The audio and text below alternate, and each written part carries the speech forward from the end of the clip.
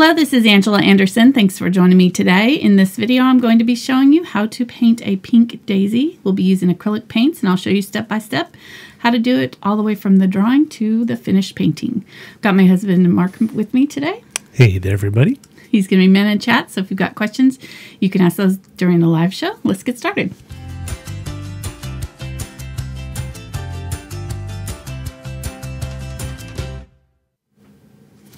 All right, so this is my reference photo. Loved it. Love the colors. Very, very spring-like. So my printer kind of made it a little bit darker than the reference was, but that's what we'll start with as our inspiration. I'm going to be using a canvas board with Belgian linen. The Fredericks, they sent me some canvases. They're our canvas sponsor, so thanks to them. And I really love these canvas boards. They've got a nice smooth, they've got a little bit of texture, but not too much. So the paint goes on really nicely on these, and they're easy to store because they're nice and thin. You can pop them into a frame if you need to frame them. So let's go over our brushes really quick. I've got Princeton brushes here. There is a number 4 filbert, a number 2 flat, a number 2 bright, a number 4 round, and a number 1 round. And then I've got a smaller select of the number 6. It's funny how they do the numbers because they're obviously, that's a 4 and that's a 6. So it all depends on there's no kind of rhyme or reason. It's all depending on and this is the same brand too, Princeton. This is a 6100 series. This is the Select series. So each series has its own numbering system. So you'll just have to kind of go with that. I guess that's about a 1/4 inch. And this one's probably about a 1/2 inch or 3/8 inch, something like that. So, all right. And technically, generally, I probably would have started with a coat of like a light blue on the background. If you want to do that first, it might save you some steps later because we're going to have to be painting around it, around the petals otherwise. But I didn't get that done ahead of time. So let's draw. I'm going to use a little chalk, and I looked at the picture. The center of the flower is almost as wide as as tall as the petals. So if you kind of measure that with your fingers, you can see how from the tip of the petal to the base is almost about the same distance as the center is round. So you can use that kind of as a good measuring tool. No matter what size canvas you use, just kind of use your fingers or whatever tool you've got and just measure and make sure that the center round circle is about the same. Is that circumference? No. Radius? I don't know, my geo. Half, okay. So radius is from the center to the edge. From the center to the edge. Okay, right. So what is this one? That's the circumference. Circumference, okay. There, I was right you the were first time. Yeah. Welcome to Geometry with Angela. Didn't know how you were going to have to do math today. If you like your circles. What? Give a thumbs up if you like circles.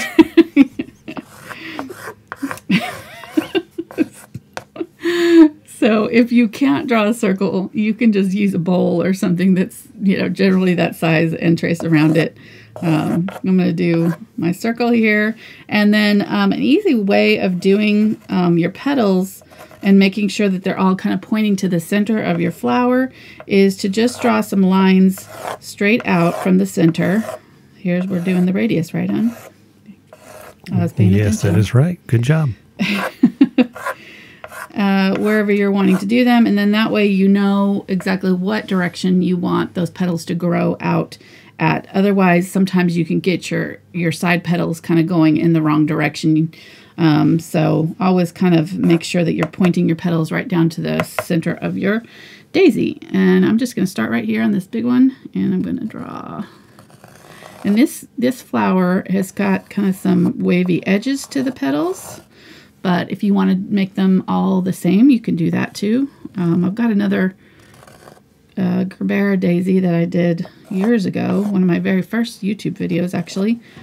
And its petals are a little bit more kind of straight. They're all kind of the same. So it just depends on, this one's kind of more like that traditional petal shape. It narrows as it gets down to the bottom. There's a little bit of a dip right here. There's kind of like a little hollow dark area, so that doesn't, these two don't touch. There's just a little bit of space in between where those petals meet the center. And going out this way. I'm going to do all of these center ones first, and that way I kind of know that I have them all about the same height, right height, and then we'll tuck in the back petals in between. Let's see what this one was going. Oh, this is this one. Okay, I'm looking at my picture here, trying to make sure I don't lose my spot.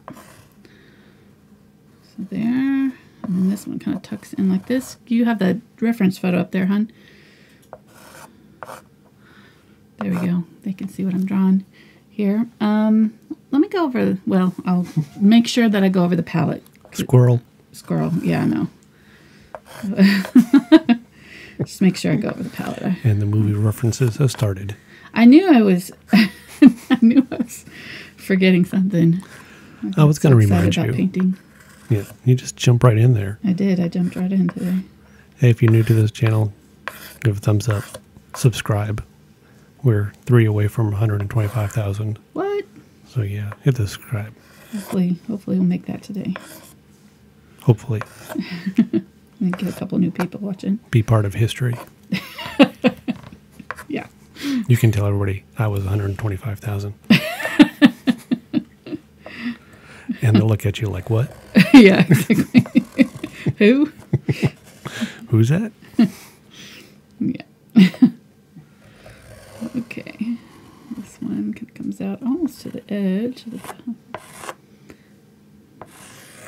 so it kind of goes to almost a point here. It widens out like a teardrop shape, and then it narrows again.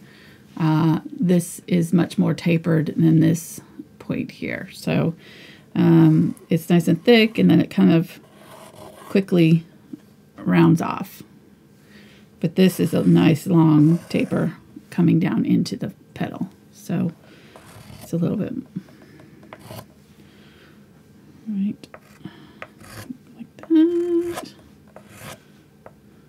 And there's just a little bit. This canvas is almost exactly the same same size ratio as the photograph, so that makes it a little bit easier to do your drawing part. Man, you're lucky. I know.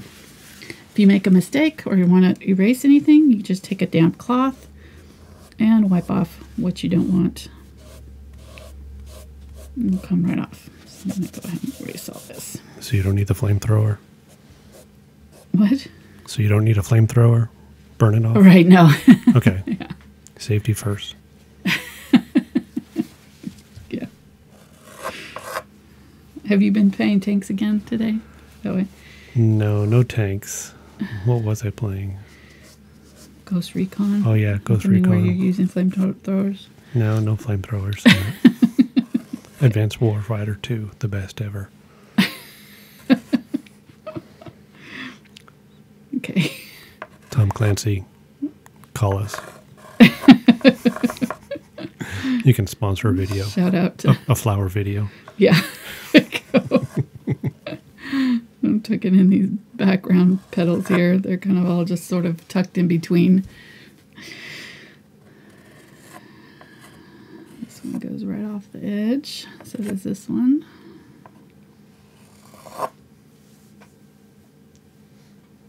This one. It's like this, and it's folded, so you're seeing part of it right there. Folded over on itself. Same thing for this one. It's kind of folded right there. And then that one's there. That one's there. And then this one is off like that. Okay, I think that's all of them.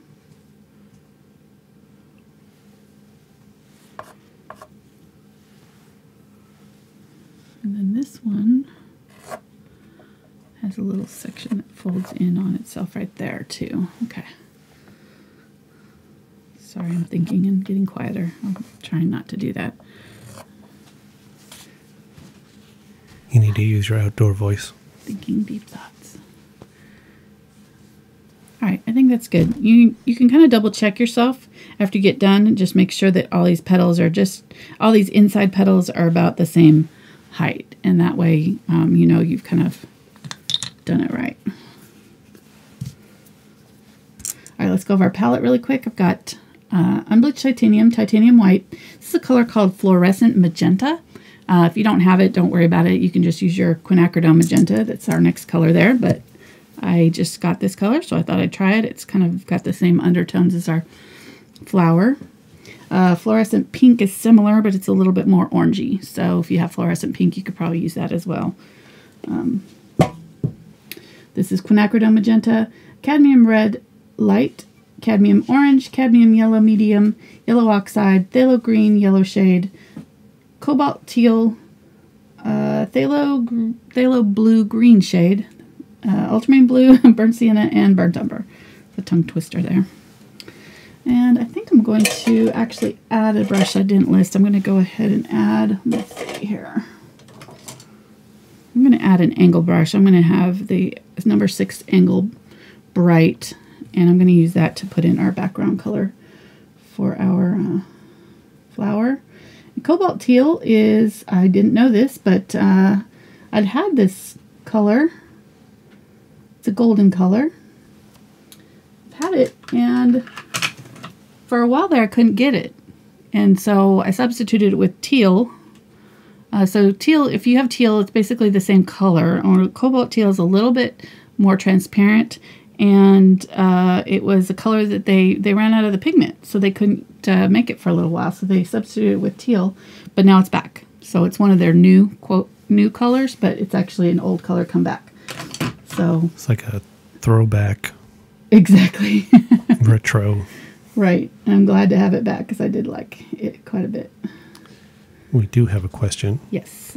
What do you think of the paints in a jar instead of the ones in the tubes? I don't prefer them just because I think they're harder to get out of the tubes. I had to use a little, thing. I feel like you waste paint sometimes because you're kind of scooping it out. You're not. I guess if you used a palette knife, it might be a little bit less messy.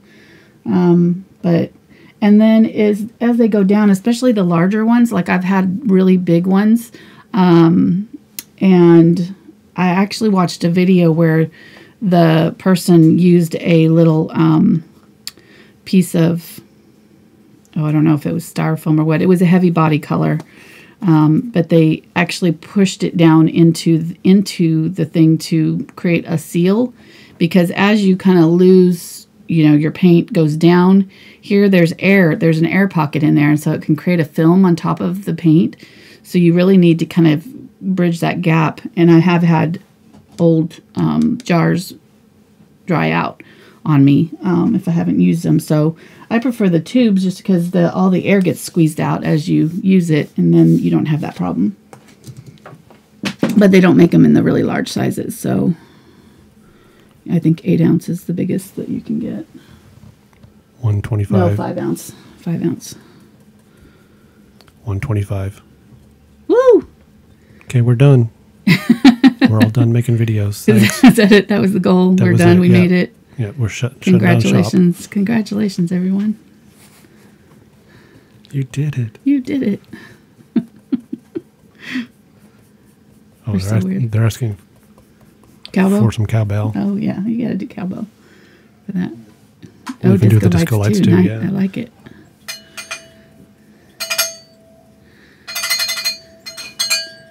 Very good. That is just the right amount of cowbell. Okay, good. We'll leave that on the disco lights for the show. For the rest of the show? Yeah. Okay. I added just a touch of phthalo blue to this, just to kind of make it a little bit more blue, but really it can be just the cobalt teal, and I added a little bit of white as well. So it's just a little, thank you. I thought I had turned it off, so I was back to reading questions, and I'll look up, like, why is that still on? Okay. At some point, we'll talk about art and paint. Okay, yeah. Well, this is just kind of really, I could have done this beforehand, like I said, but I didn't get the chance to.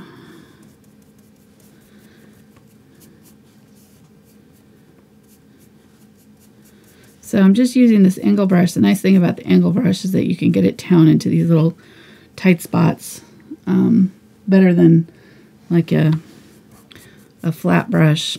It makes a nice little point there for you.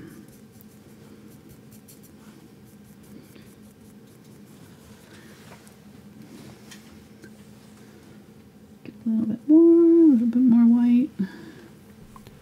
So sometimes you like paint the whole background and sometimes you paint around stuff. Right. So why do you choose to do it one way or the other? If I have a well, I don't know. It just depends. I mean, it just kind of really depends on how I feel. Like I said, this one would have worked. The blue would have been a nice color underneath the white.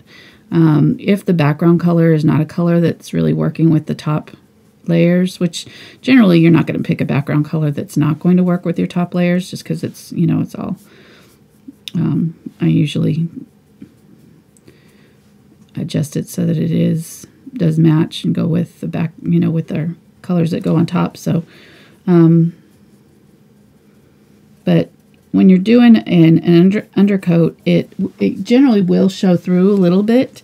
So you want to pick a color that's going to complement the colors that are on top. So, ooh, first super chat. Yep, and I'll confess, even though I asked the question, nobody else did. I wasn't paying attention to the answer, so I have no idea why you do it. I'll have to watch the video back. Okay. But this super chat is from Brenda, and she says, "Congrats on the goal. Thank you for the difference you both make in my life." Aw. Thank you, Brenda. Appreciate that. I know you guys make a difference in my life because I wouldn't be sitting here talking to myself. True. You wouldn't be sitting here talking about art at all. Well, that's true. On Saturday. I wouldn't go to art things either. No. Mark sat through an art lecture with me the other night. Golden demonstration. He was a good sport. I was really wondering why you sat through that, but I guess because you have to answer so many questions about.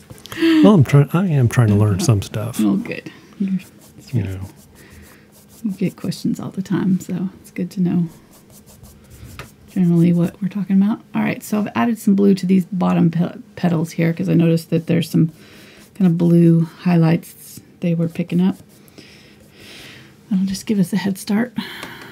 Okay, so this color is just a cobalt teal with some cobalt teal white. Has a little tiny touch of white in it, and I started out with a little bit of blue up in this corner. It's a little bit darker up in here. It actually might darken up this bottom corner too. I noticed it's a little bit darker on our picture too. And if they can't get cobalt teal, they can just use teal. Teal's fine, yeah. Teal's basically the same color. And if you can't get teal, well, you just might as well just give up art. No. If you don't have teal, you can mix phthalo blue and phthalo green and add some white to it to get that color. Don't give up. Let me look at my paint chart here I got from my lecture. Okay. All right, so I'm going to grab some white. I'm just scooping it up. If you're using a palette like this is the Richardson Gray Matters paper palette. I really like it because it kind of makes it a little bit easier to mix your colors. You can see the colors a little bit better, but I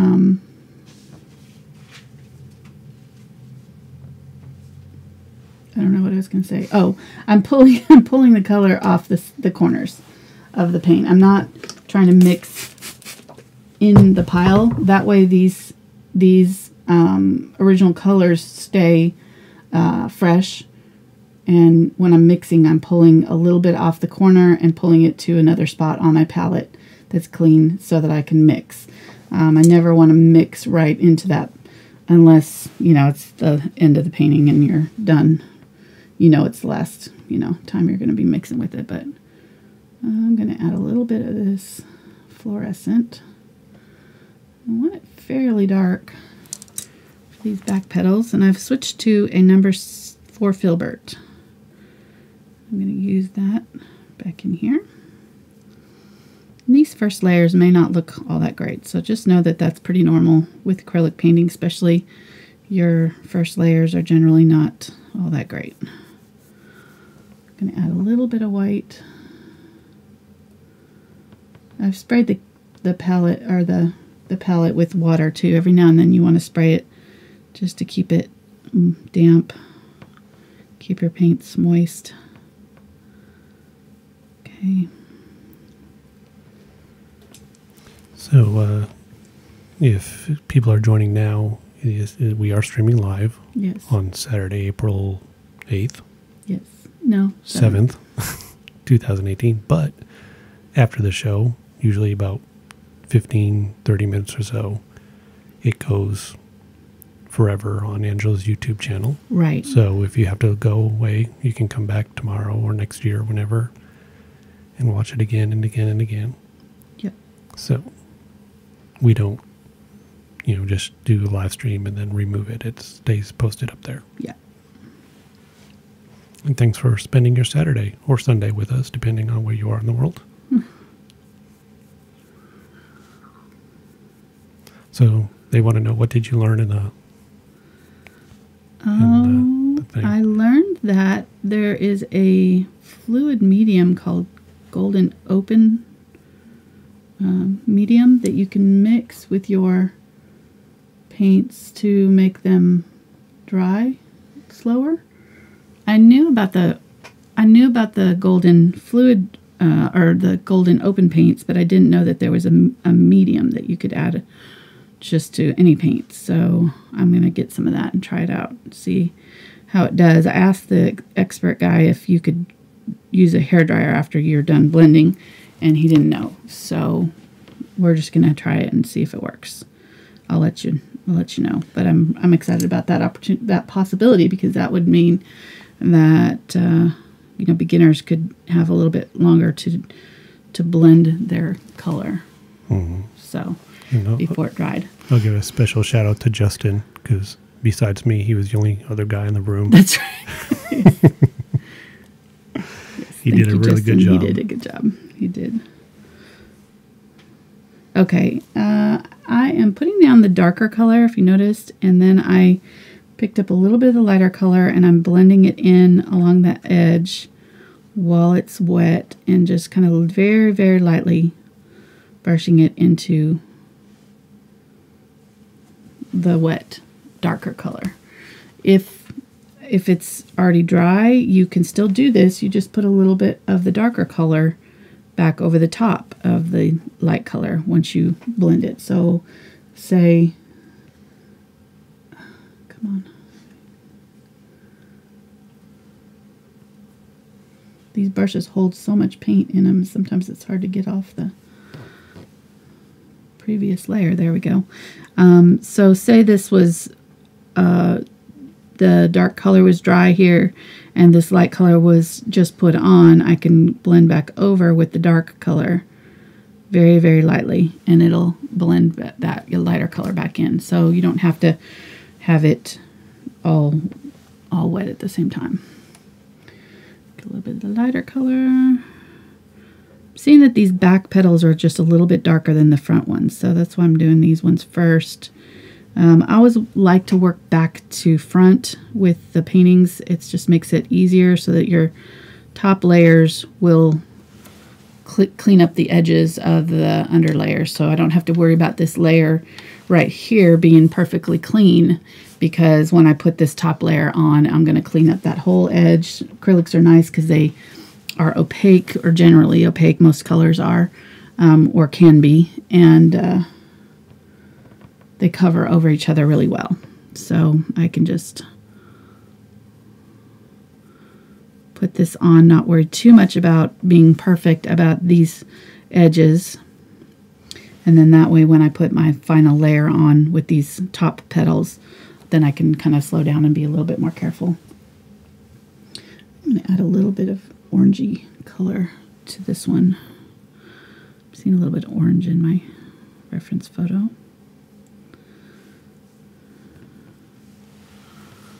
So I just grabbed a little bit touch of orange there. And then I'm going to get some of the darker magenta and go in right here and make sure that I have a good dark line between those two petals. See how I did that?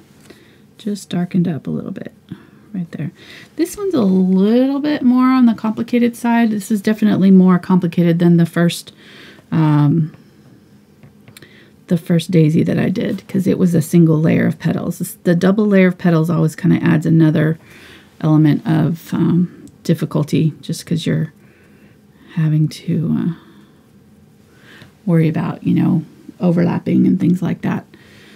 So if you want to simplify it, you could just do this top layer of daisies, and you paint the whole thing blue, and then do this single layer of the front daisies, and not worry about these back petals. That'll be a lot easier if you're, you know, first-time painter. I would recommend doing that probably. You'll be happy you did. It'll be a lot easier. Not that this isn't totally doable, you know, it's just, it will be easier. So it just depends on what you want. If you want easy, do that way. I'm going to try to get off this color. I've got so much color. These brushes hold so much paint, which is a good thing usually, but when I want to switch from color to color, it's not as easy. So I don't want to waste any of this paint, so I'm just going to kind of brush it off onto these petals where I'm seeing some of this pink color.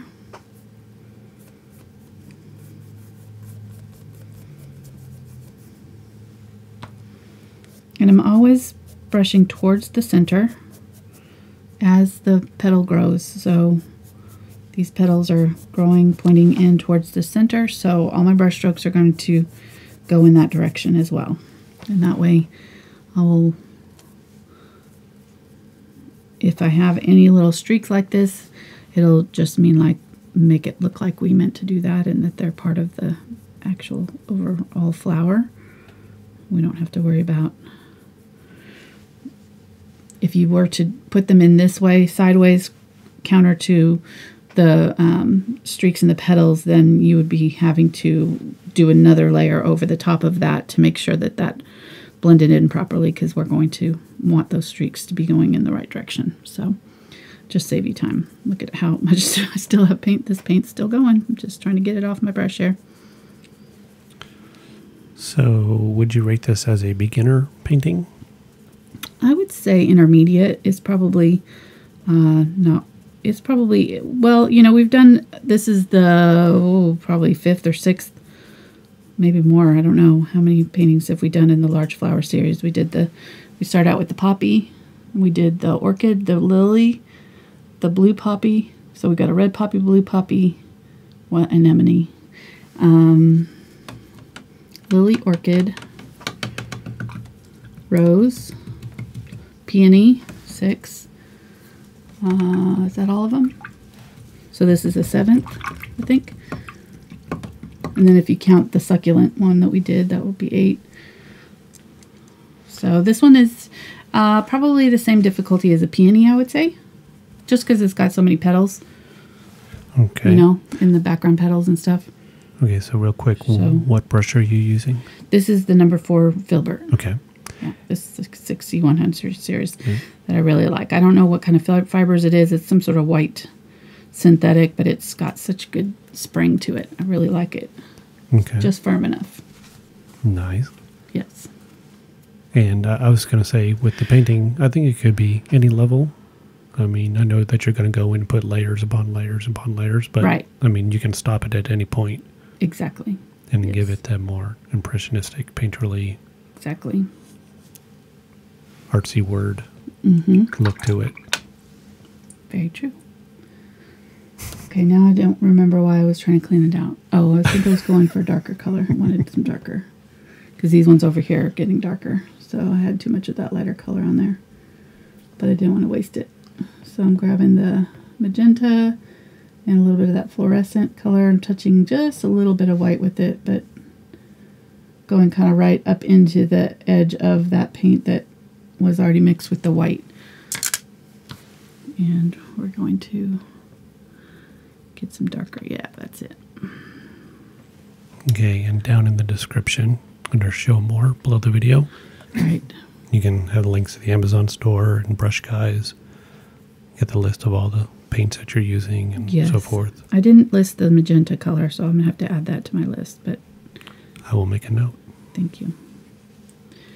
I realized that just before I started that it matched, so I added it last minute. So they can get these brushes at the Brush Guys. Yes. 5% off. 5% off by using the code Angela Fine Art. And when you did the spatula painting, they sold out of the spatulas during the show. They did. They're called blades. So blade spatulas, whatever. You make it sound really edgy. Well, yeah. Get it. Don't get bring it a right. spatula to a blade painting. Now, what was I writing a note to myself about? Adding a Adding color? magenta to my list of colors.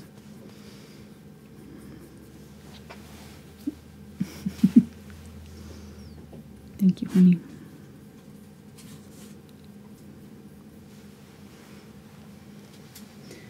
Grab some of that light color, add that along that edge there.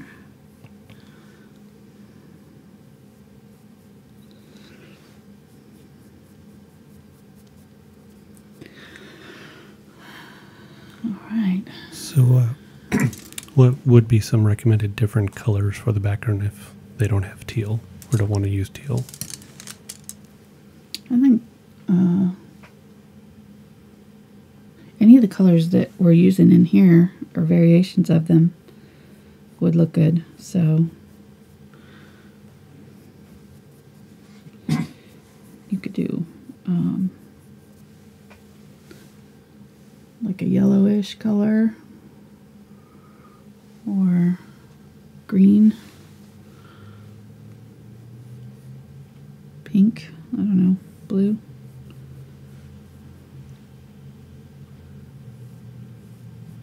Adding this lighter pink now in here. Yeah, I mean, really, I would just use whatever colors you've already got going on in your palette. That's the easiest way of doing it. Just mix something that you like out of those. I think it would be pretty just on white even.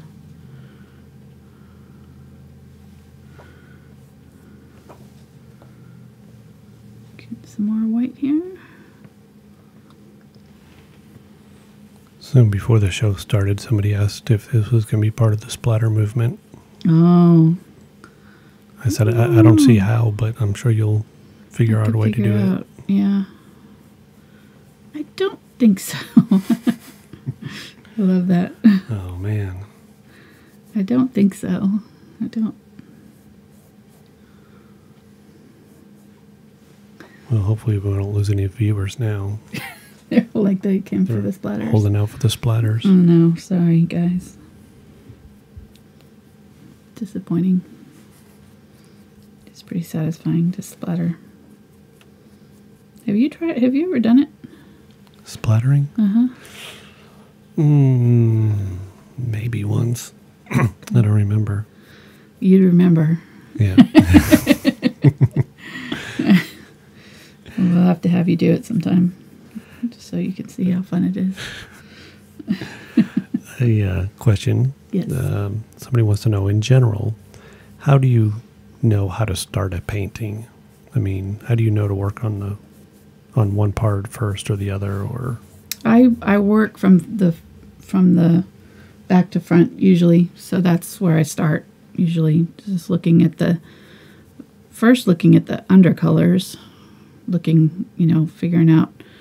usually figure out the colors first, and then figure out if I like the composition and placement of everything, and sometimes I'll make changes to that, move things around for my photograph reference, and then once I've got those two things kind of figured out, then I just work from the back of the image to the front. So laying on those usually the darkest colors first, and working my way to the front of the painting as I add more colors and then save the highlights of the very, very brightest colors for the very last thing that I add. So here you can see where I've added the darker. Now I'm going in and streaking in with this lighter pink to add that. I need some.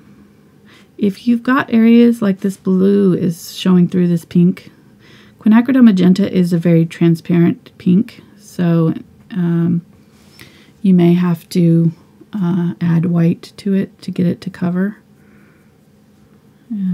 So just know that that's, if it's not covering, if you're seeing the red through, then just add white to it. And then you can always go back over it with more dark color later, but you want that initial color to blend in. I'm using the edge of my brush to create these streaks. So as I'm pulling down through, I'm turning my brush to this side so that it's creating these lines in my paint.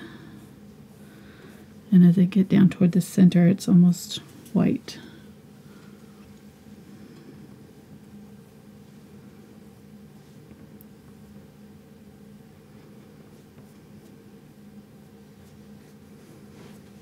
You like that?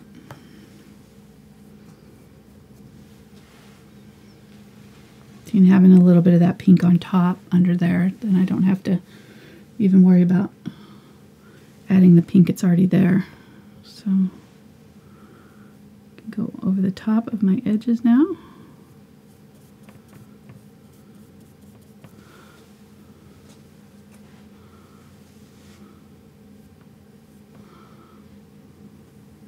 Right up next to that one.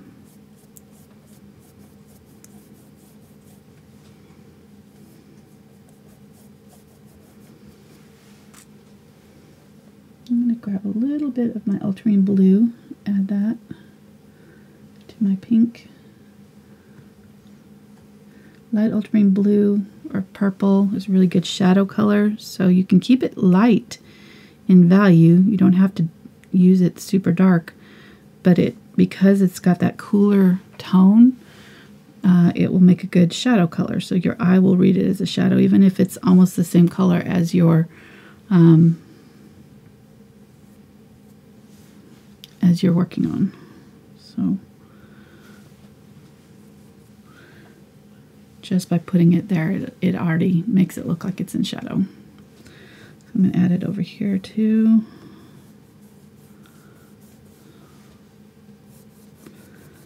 Just in a couple places. Okay, I got a question for you. To my dark. Yep. Sorry. Just kind of jumped in there on you. Okay. This person said, Cassie says, I have trouble with blending sometimes. They tend to cover up colors rather than blending them. So what are they doing wrong? You probably have too much paint in your brush. So if you're covering up completely, you've got too much paint, or you're pressing down a little bit too hard, and just depositing too much paint on the canvas. When you're doing the actual blending, you're really lightly touching. I usually put down the color that I want to use. So say I want to blend right here. I'm going to lay down my color pretty thick, but I didn't have a lot of paint on my brush, so now it's almost pretty much gone. And then I can go in along those edges and very lightly pull them in towards the center. I'm going to pull them in this direction too, because there's a little bit on this side.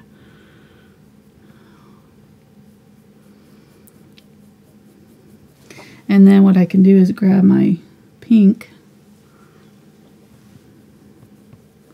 and blend it back up in through that wet paint very lightly. Very little paint on my brush,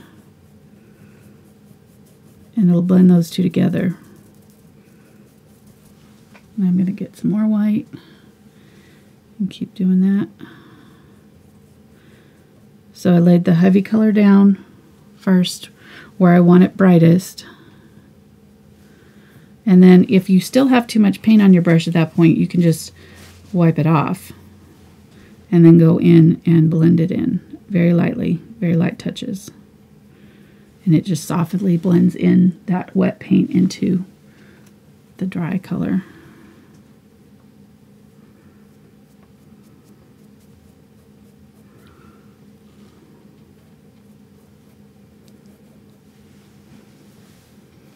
Okay, let's do it over here.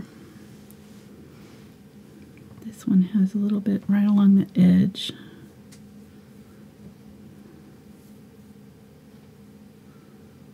And I might switch to a smaller brush really because this one's a little tight. Getting up in there.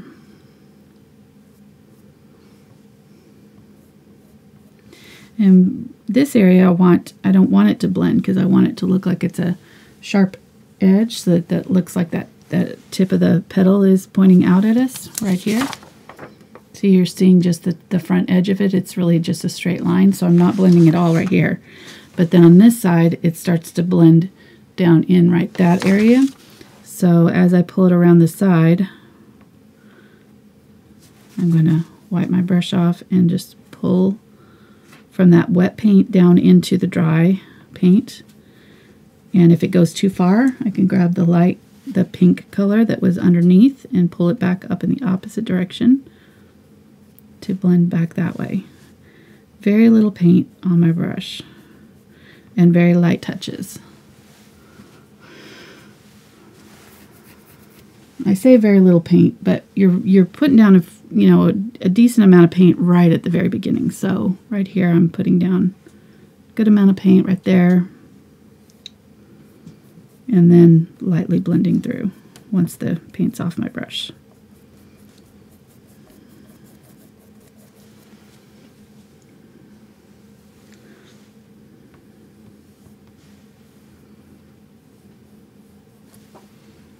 Grab a little bit more white here.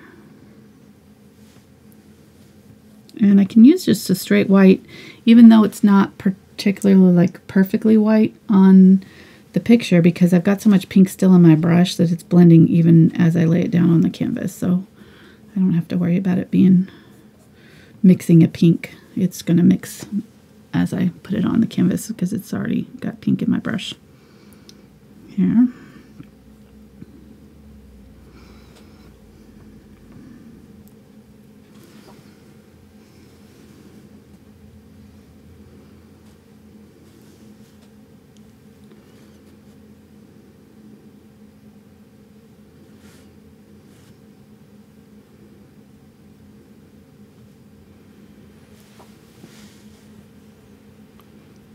So for everybody who's sitting at home right now going, man, where can I get a t-shirt or something with a stick man on it? Well, worry no more. We got them available in the Teespring store. They are. Link down below. Where did that come from? Oh, people are just talking about, what different stuff we have. And oh, okay. so you got a Teespring shop. We do. You got some flowers and things like that. And yeah. But come on. Seriously. Everybody knows they want the Stickman. Stickman is it. Real, hero of the... Mm-hmm. Mm-hmm. So if you need something to work in the yard with or change out the motor in your car,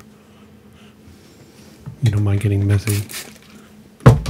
Every now and then I'm picking up a little bit more water too. Just dipping the very tip of the brush into the water. And that keeps it hydrated as you work. Sorry, hon. I interrupted your montage there. No, that's okay. I know you're jealous of Stickman and you try to crush it at any time. You don't bring him out all the time to paint them and things. Right, right. You just got to get over that jealousy. I'm intimidated. You are.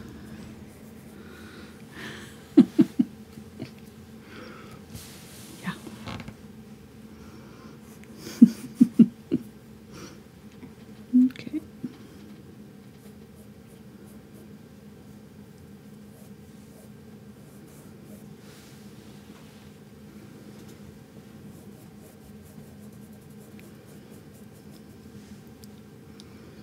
to go and put pink in here, even though it's a different color, just to have something between here for now.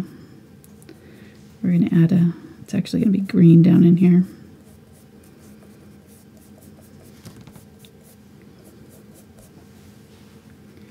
Pulling in out of the white.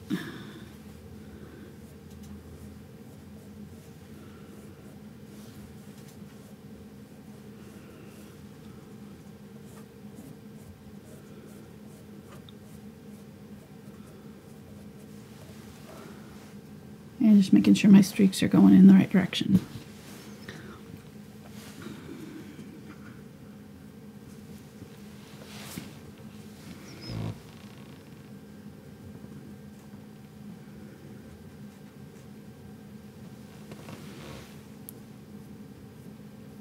Well, I actually learned something from the workshop. What? Somebody was talking about what to use on fabrics, and Ooh. I remember it was GAC 400. That's right. GAC 400. Boom. Who's the artist now? Good job, honey. That's right. I'm gonna kind of wipe off my shoulders here. I don't think I even remembered the name exactly, because they had all kinds of different 400s, 900s, 600s, whatever. So 400, huh? Spatula drop. Boom. Good job.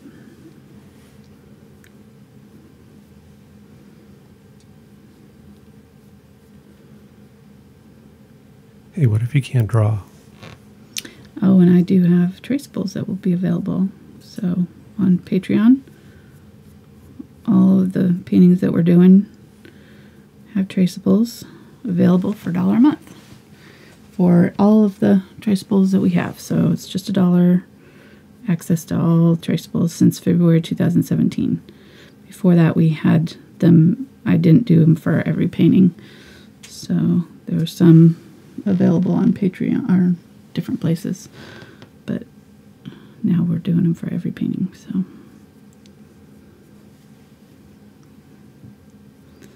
going in, adding darker color right in those little tips there to really darken them up, give it a little bit more dimension.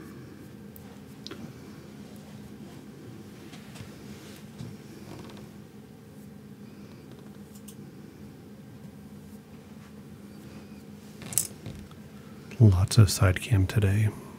Lots of side cam. Why? I don't know, because I feel like it's side cam Saturday.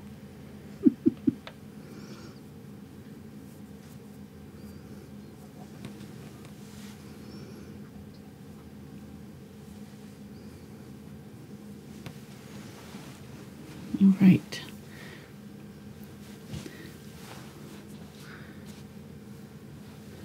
So I'm going to grab a little bit more of that blue.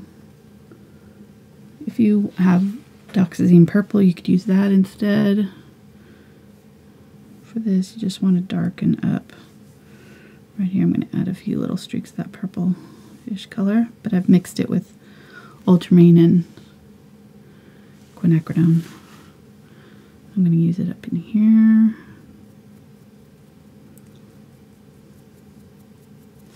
Now this is starting to dry, so it's not blending very well for me. So I'm going to add a little bit of water to my brush. I'm going to wipe that off, grab a little bit of water,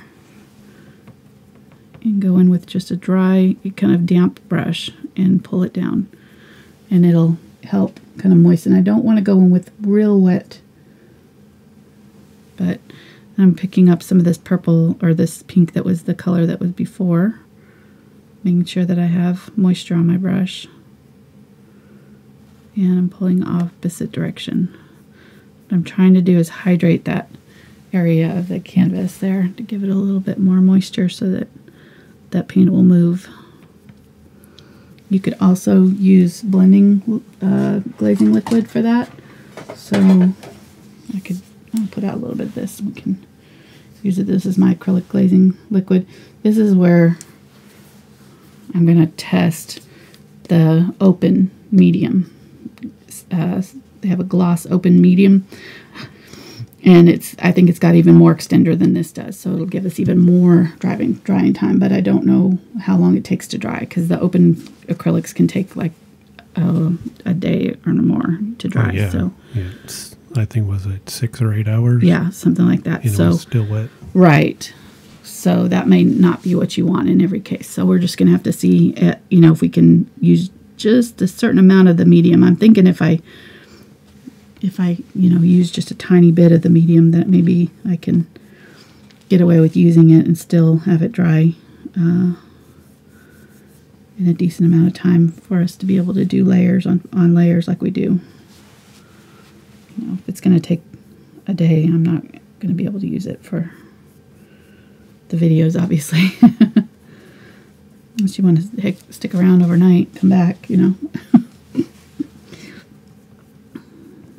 white here. I may not be saying exactly what I'm doing each time, but you can see on the palette cam, hopefully, what I'm doing. Just picking up a little bit of white here. I'm going to add in some of that. I'm going to grab some of the fluorescent, opposite.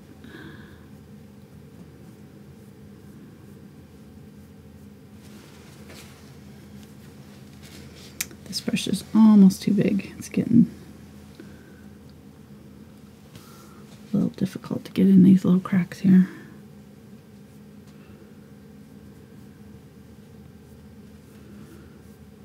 I could really use the angle brush for these back petals too, so just use whatever you find easiest to get in to these little areas here. And really, to make it easier on myself, I should have just done these back petals, finished them completely first before I did anything to the top petals, and that way you don't have to worry about working around any petals on the front end. But I didn't do that, so. There's a pro tip. Do what she says, not what she does. Right, exactly.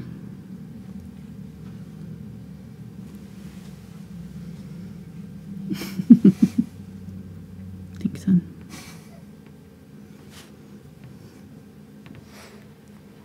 Just trying to help out. Appreciate that. Hey, no problem. Hey, if you're joining us, give us a thumbs up.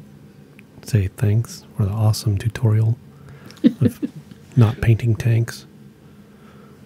We need more flower paintings out there. No. No tanks today. I know.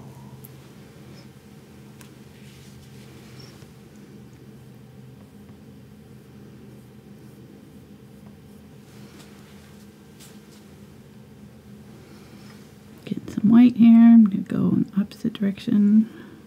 I'm really kind of skipping around from petal to petal on this one because I'm kind of just adding little bits and pieces as I go. So you're just going to have to you may not have to have all these layers that I'm doing. Just depends on how well it covered for you the first time around.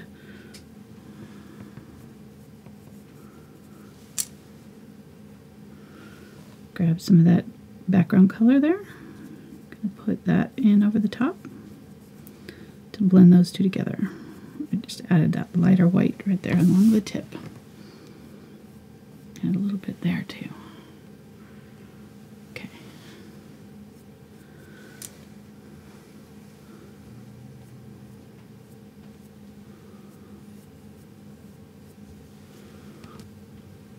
Add a little bit more. I'm trying to finish these back ones. I'm trying to do what I told you guys to do. So I'm going to add my detail to these back ones first before I put in this petal on top here.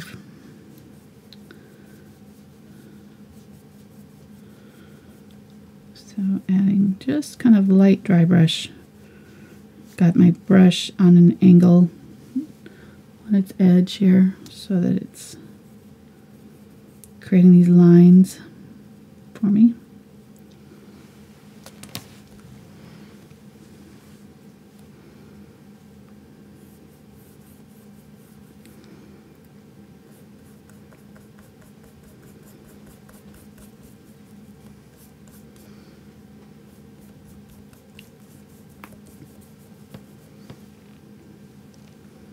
Grab some white.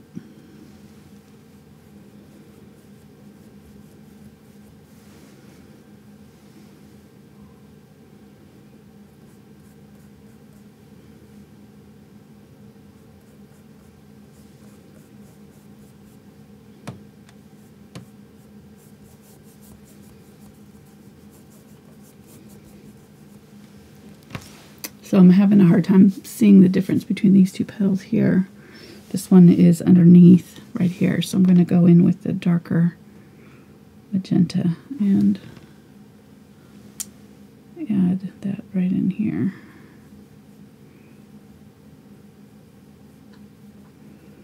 So I can see where that edge of that petal is. It actually comes out a little bit farther.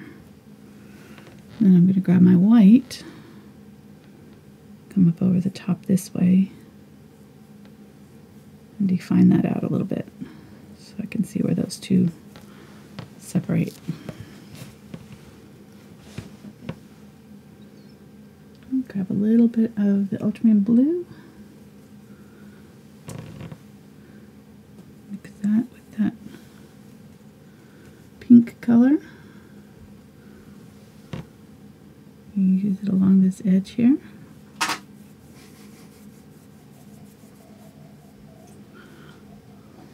Super chat.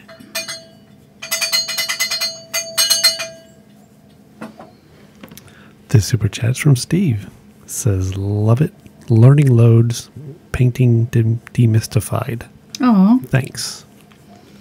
glad to hear that. Thank Steve. you, Steve. Yeah, thank you. That's awesome. It We is. appreciate it. And I get to turn on the disco lights. Yes, Mark's favorite job.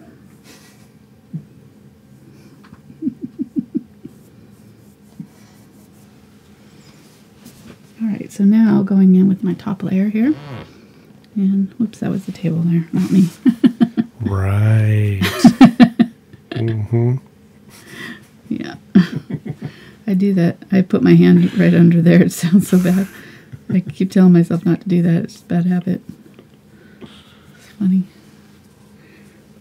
Pulling that tip over onto the other petal there. Kind of bent over.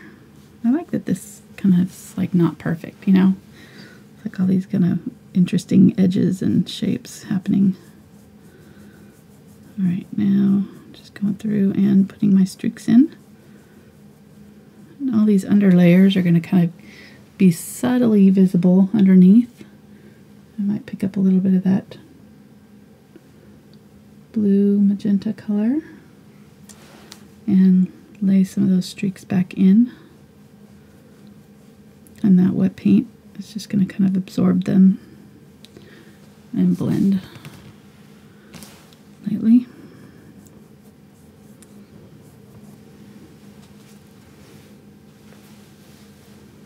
It's looking good. Getting there. So only an hour, not too bad.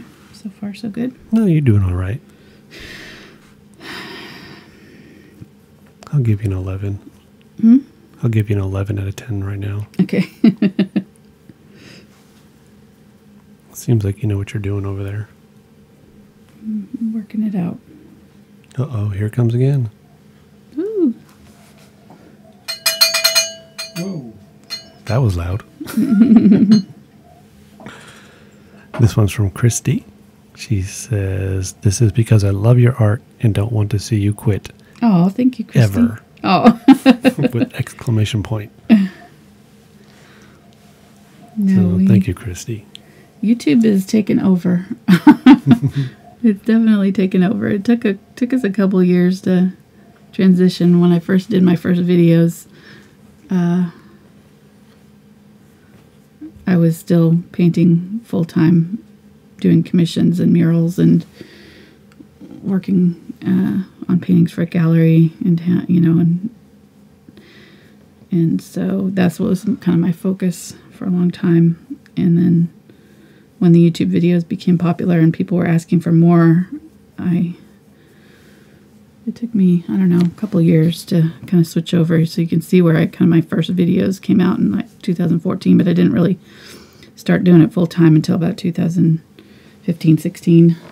Started trying in 2015, and then we really got the equipment and we figured out our format and that we wanted to do it live instead of recorded because I'm terrible at editing, and so it took us a while to kind of get it figured out, but we're definitely on a good spot now. We're happy, and I love it. I this kind of combines all my favorite things about art. So I get to create, I get to share it with other people, which it's way more fun than painting alone in the studio. I'll have to say that. So for, an extrovert, being an artist can be hard because you're painting by yourself all the time. So teaching, love to teach, love to encourage other people, love to share my love of art, and then to get to share it with people from all over the world. It's been a trip. It's been amazing. Really enjoyed it. And I did want to mention too, my very first co-host was a lady named Carolyn Gore. She was one of my friends, and she had some health problems, and she wasn't able to continue helping me, and that's when Mark kind of stepped in and worked out to have him help me, but she passed away this week, so it's been a hard week. So we're dedicating this one to Carolyn.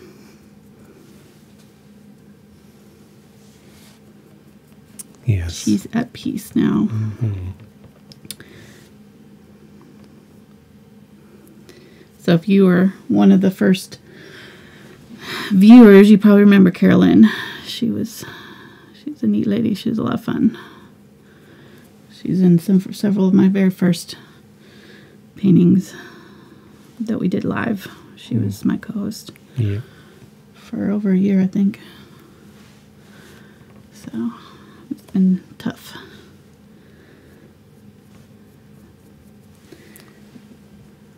So on that note, Sorry. No, that's okay. It's hard to do. Well, I did want to mention it. Well, I know. But I'm going to give accolades here. Oh, okay.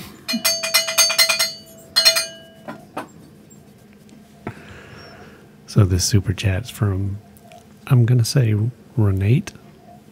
I apologize if I've pronounced your name incorrectly.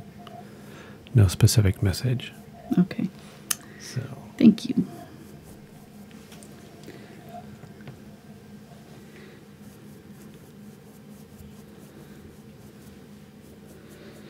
All right.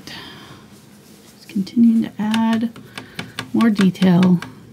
And we'll be adding more like yellow tint to this. So I'm laying in my foundation of lighter colors first. We're going to have lots of whites down in here, but then we can glaze in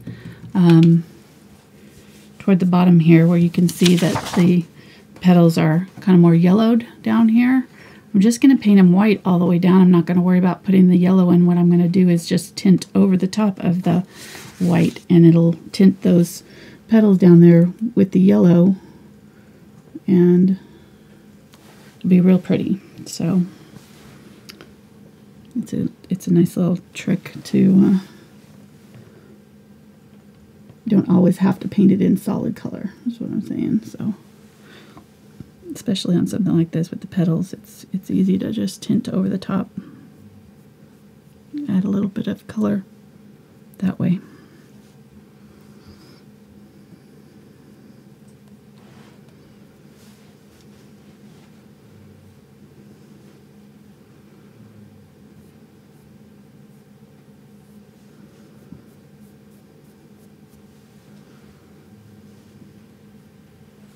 yeah, so I think the people who've been with you from the beginning, they earn bonus points because some of those videos are like rough. Yeah, they do earn bonus points. They must have seen some potential. Yeah.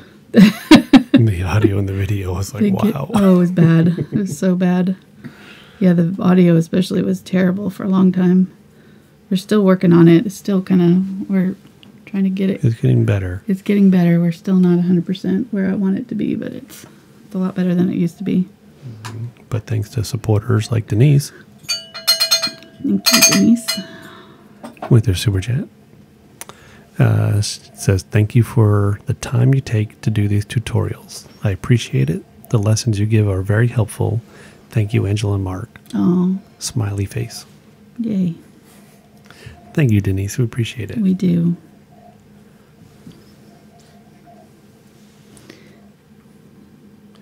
And my one painting that I taught tutorial is only available on Patreon. That's true. It's Well, no, you did do. It is that valuable. You did the Stickman one. Well, that's true. That's true. That was a gift. Stickman one. That's kind of a gift to the world.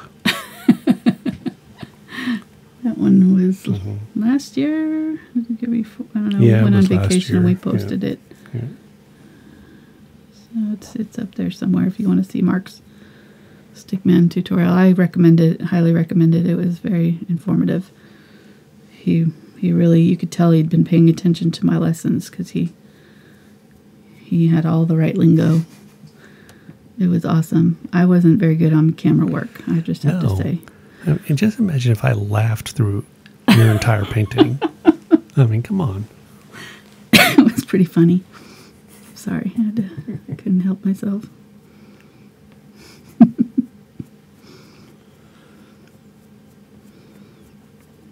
Okay, just adding more details here as I see them.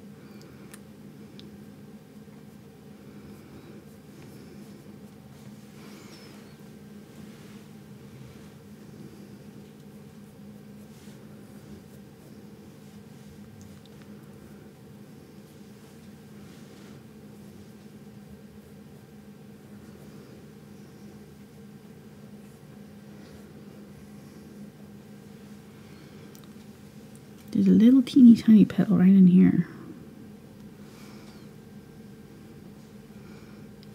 There's another one right in here.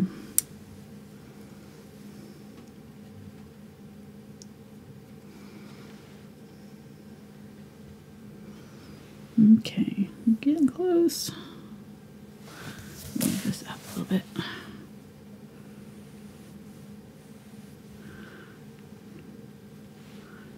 And make sure there's nothing I want to do with this one. I'm going to go ahead and add a little bit of the lighter color right down in here.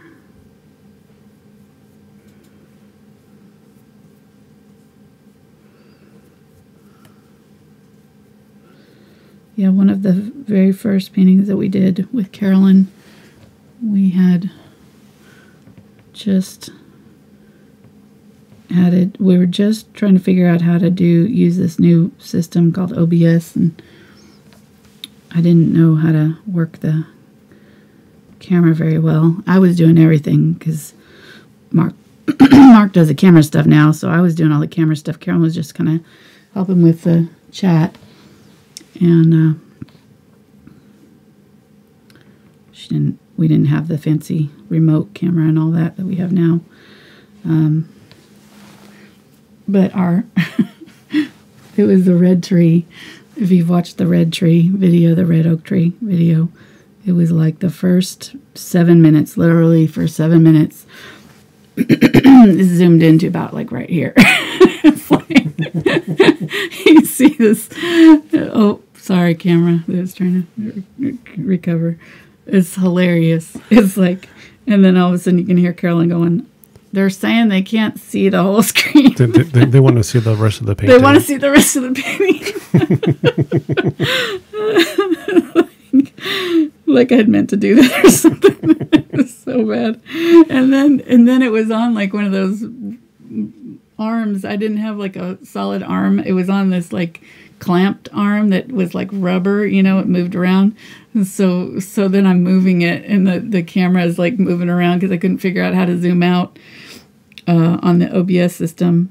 I had somehow zoomed in too far or something. I don't know. Anyhow, I still hadn't figured out how to use it properly, obviously.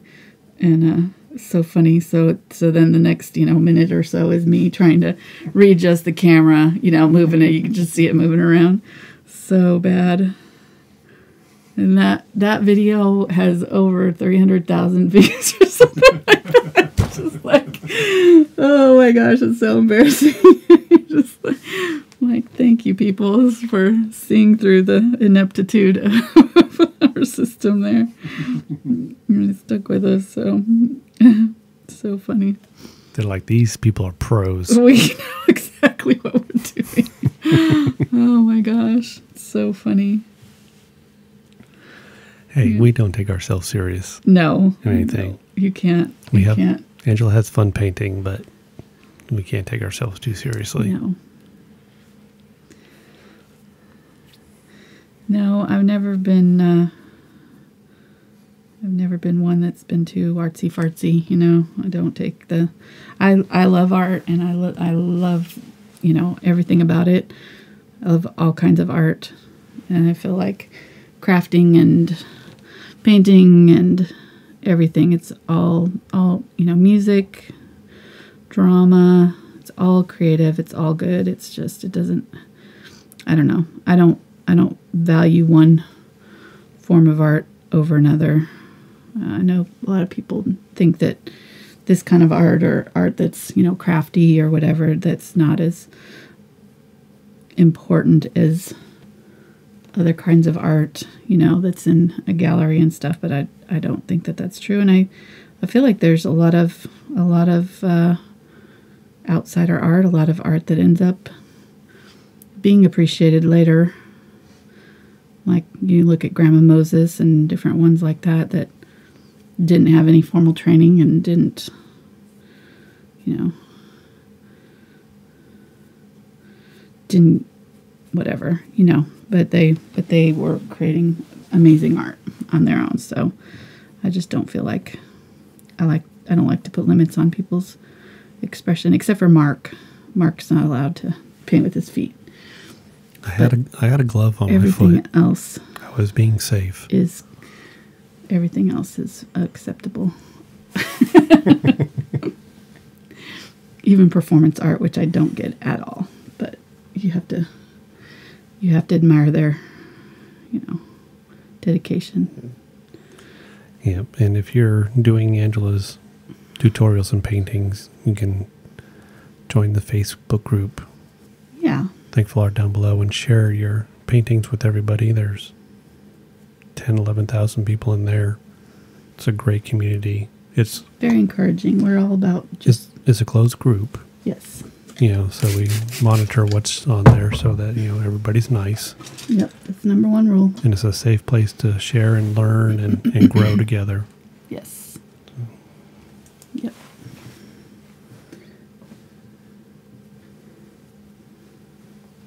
No critiquing unless you're asking for it.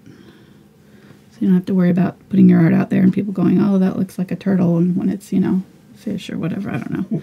You know, you just... Everybody's going to be very nice. If you want help, you can ask for it. But if you just want somebody to say, great job, keep on going, that's the place to go. Because I feel like when you're first starting, it can be discouraging. We're hardest on ourselves as artists, even myself.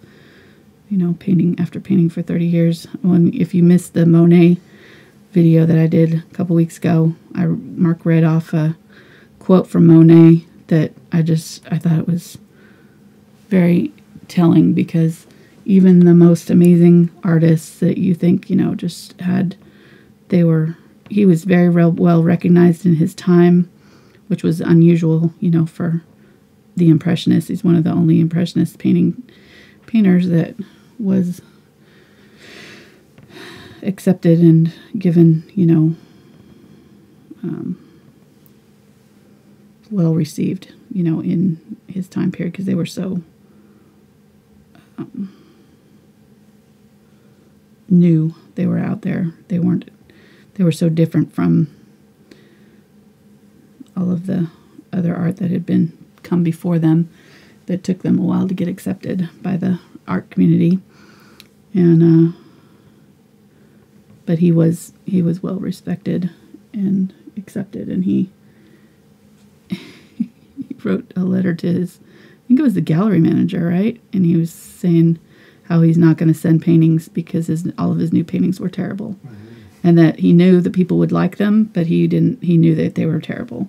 So he wasn't going to send them, which was so awesome, you know? It's just like, it's so, I'm not awesome for him, you know, obviously he was discouraged and hard on it, you know, being hard on himself, but it encourages me to know that somebody that's as amazing as Monet was having the same feelings and thoughts as I have sometimes about my own art, you know.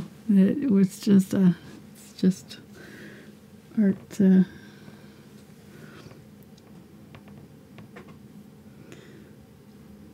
we Everybody can be hard on struggles. yeah, everybody struggles. Doesn't matter how long you've been painting.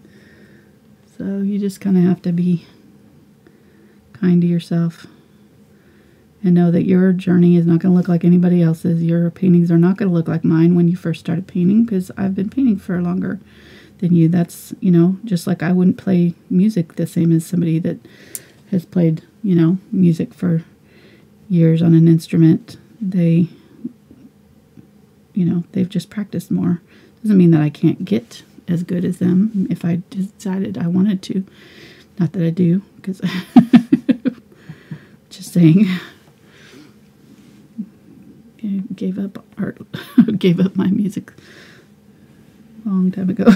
Decided I'm much better about listening to it than doing it. I just wasn't, but I wasn't willing to put the effort into it. That's the thing. You're going to get out as much out of it as you put the effort into it. Mm-hmm.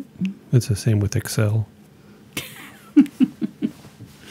Same with spreadsheets. Yeah, exactly the same with spreadsheets. Get as much out of it as you put into it. Yeah. Mm-hmm. Never thought of it that way, honey. But I don't know if I could go to like one of these festivals and just do Excel on the stage. And, I don't think anybody would be out there watching you. No, I don't think so. Might be a little different crowd. I wonder if there'd be any crowd surfing. There'd be pocket protectors and... Yeah, probably no crowd surfing. No, probably no crowd surfing, I wouldn't say.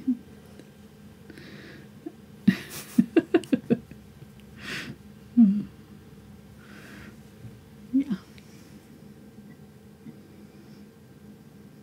Okay. I need to get these ones going down here. I'm neglecting all these ones at the bottom.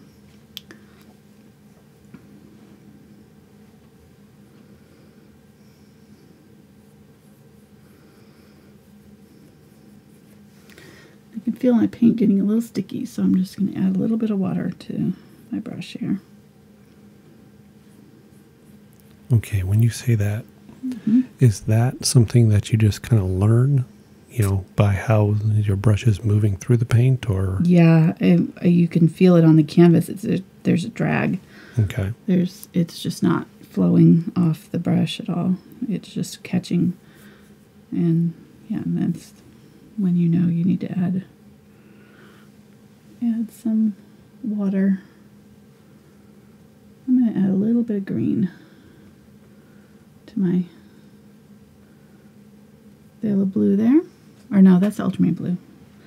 Adding a little bit of green, and I'm going to darken up this area right in here.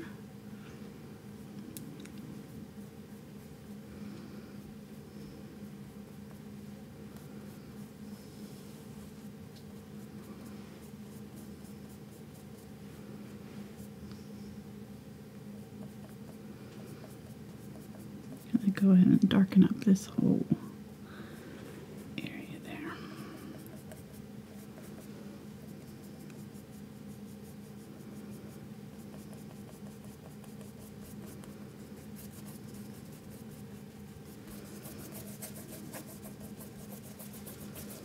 Just brush off what's left.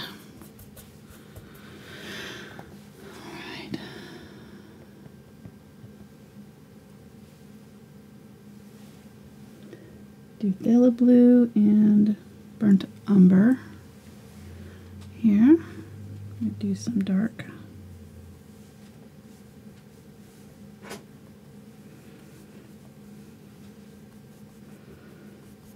Just going just on the outside edge, so it's covering up the petals just a little bit.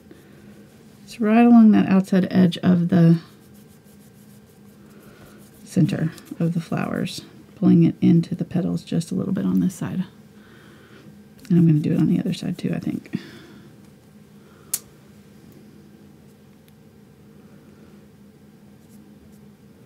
Doesn't go too far in, but there's just a little bit of really dark right there. Just want to make sure that I have good contrast when I start putting in my yellow.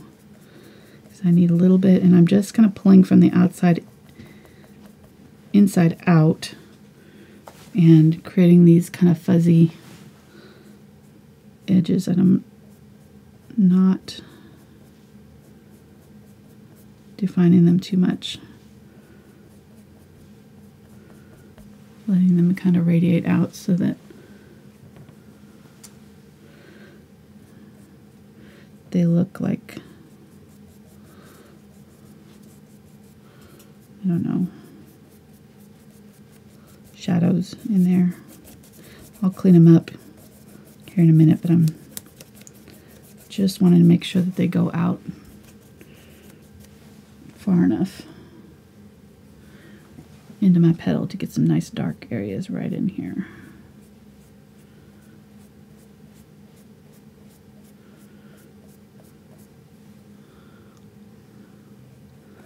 I'm going to even go in between some of these. This is just burnt sienna here.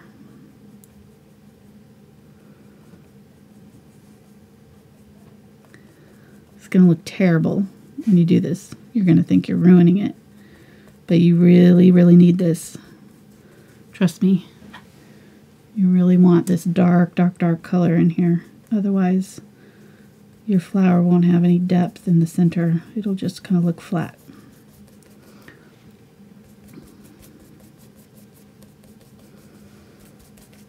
You gotta trust the process.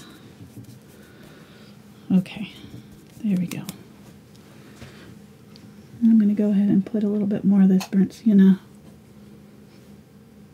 Maybe add a little bit of the phthalo green.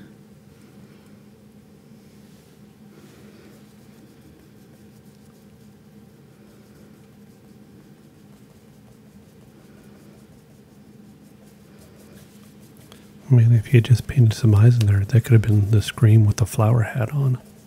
The what? Scream with the flower hat on it. Isn't that the name of that painting? Yeah. I don't know. You know what painting I'm talking about? I do know what you're talking about, but I don't know why it looked like it. Did it look like it? The color of the center just reminded me of that. Oh. And then if you just painted some eyes in there, it'd been wearing like a little flower hat. Okay, I got it. Paint the Scream face right here. Yeah, exactly. I see. We should have done that. That'd have been a plot Surrealism. twist that nobody would have expected. Nobody expects the Scream.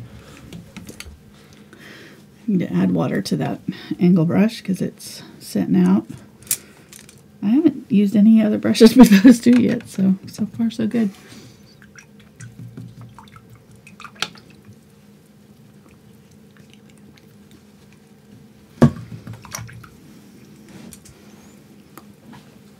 All right, now we've got this dark area in here. It'll give us something to play off of in some of these areas, especially down in here in between some of the petals.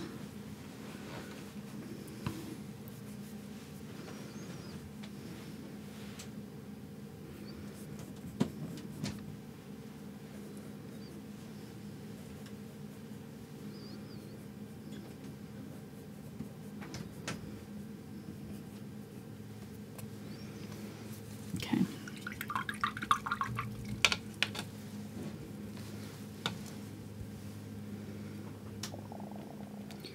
Grabbing some white. I'm going to start using this unbleached titanium over here. The color is a little bit, seems like it's a little bit more in shadow down on this side. It's not quite as bright white in some places, so use a little bit of that in here. It'll give us that little bit of a yellowish tint to our whites. Actually, I like this a lot. I'm going to use it in a couple places. So let's kind of tone it down, give it just another added dimension.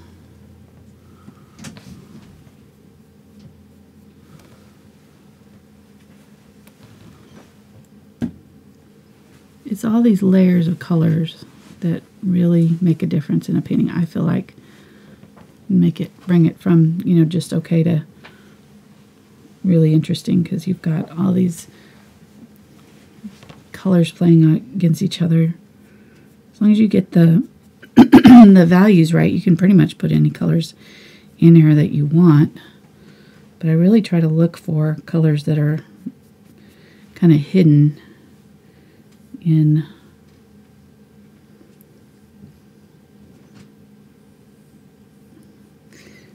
there, and that you don't see it first.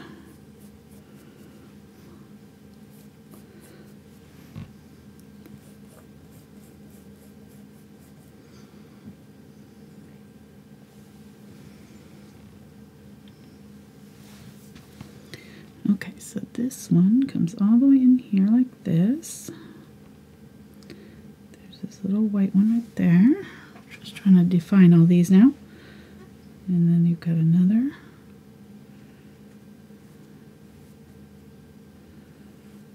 It's right there. And that dark is right up in there.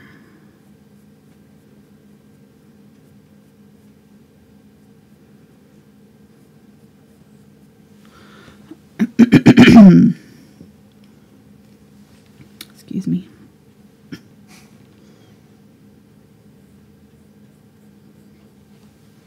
throat gets froggy after a while of talking. All right.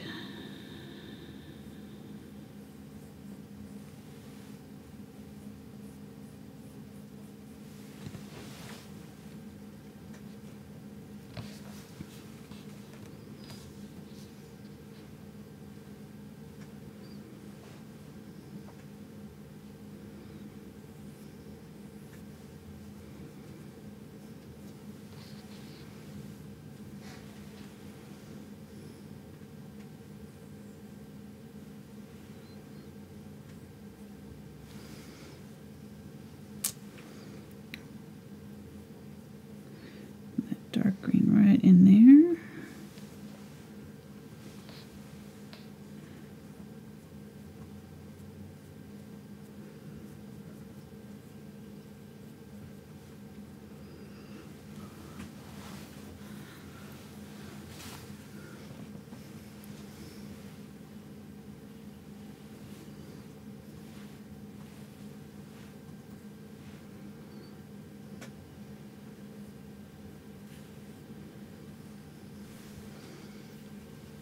Grab some white here.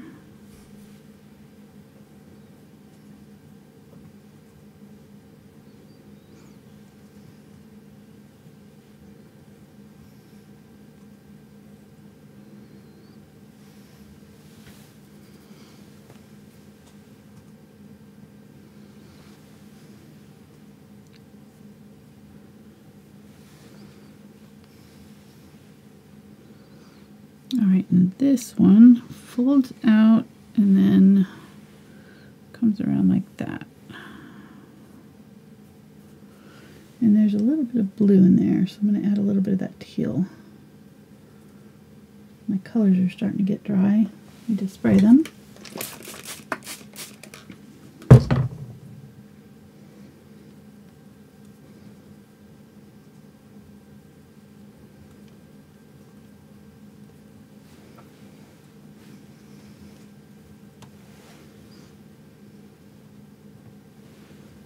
Right along here, there's some blue.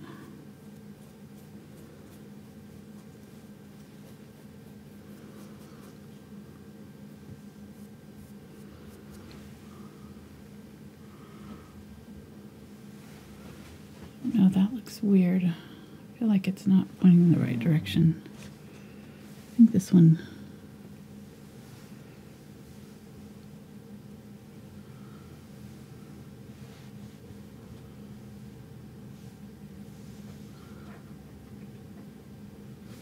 This one comes down a little bit more right here.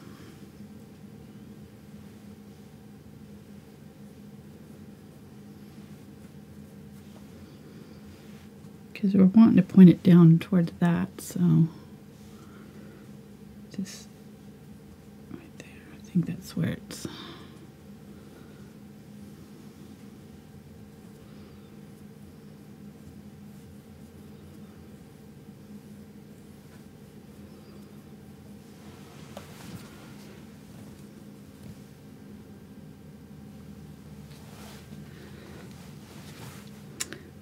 I'm going to clean this up a little bit right here.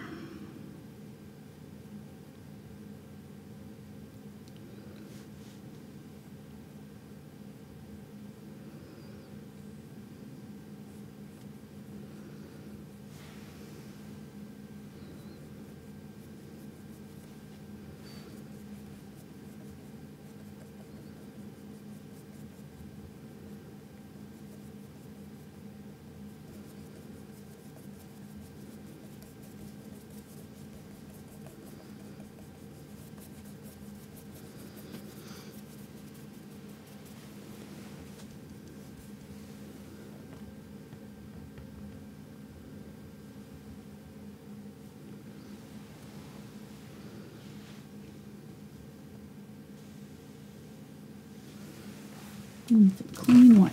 My white is all dirty.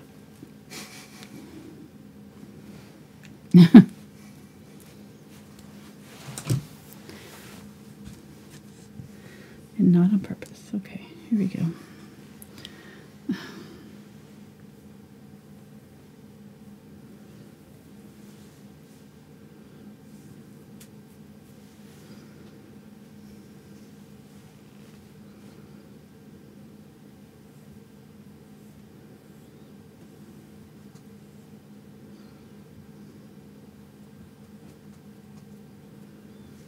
There we go.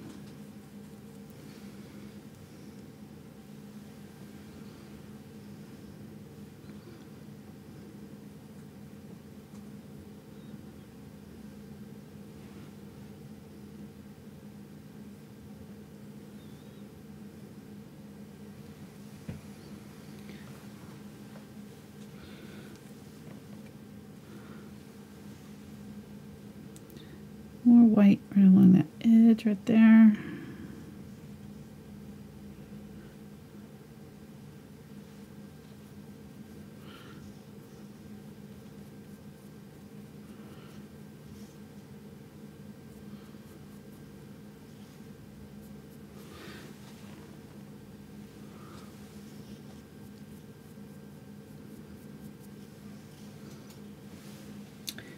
And then this last one in here.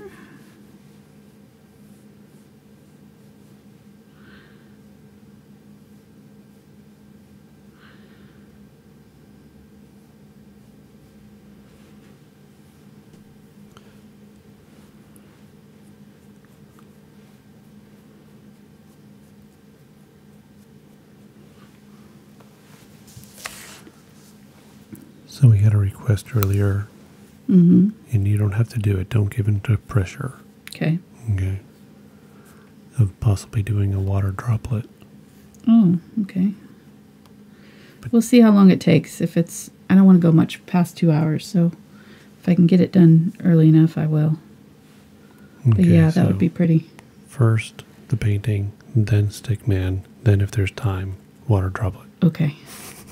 You know what painting I did do a water droplet on, if you want to see how to do one, is the peony, I think. Right? Is the peony? I don't know.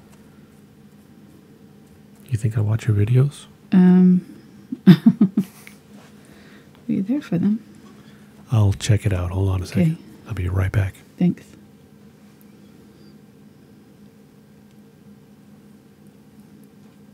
You should be able to find it in the studio here somewhere. Oh, the actual. Oh, yeah, I see it.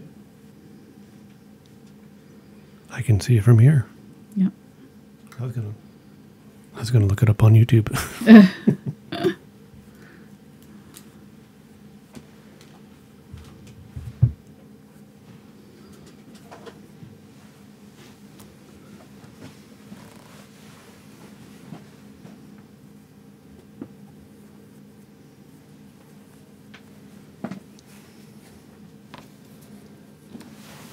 Oh, yeah. There they are. See? So, and it's actually the same colors almost. Exactly. That's funny. I didn't know. So there you go. Done. Those were done at the very end. So if you're looking for it, you can fast forward to the very end there.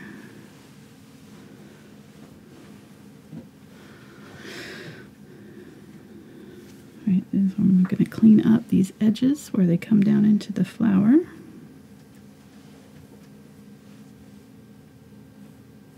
And leave that dark center.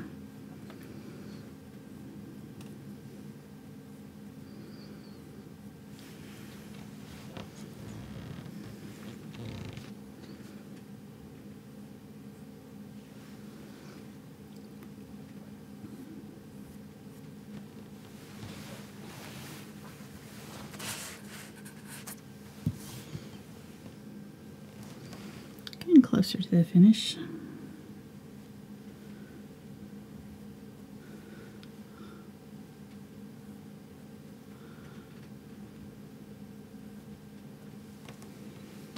Oops.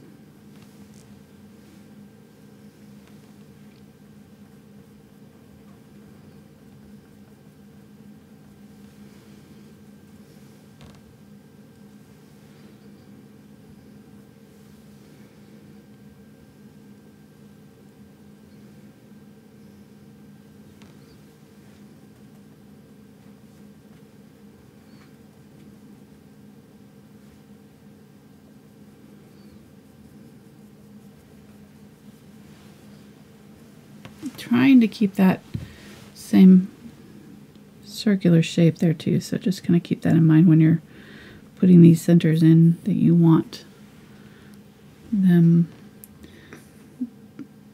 They're not exactly in a perfect circle. So some of them are coming in a little farther. Some of these little white bits are coming in a little bit farther than others, so they don't all have to be perfectly round.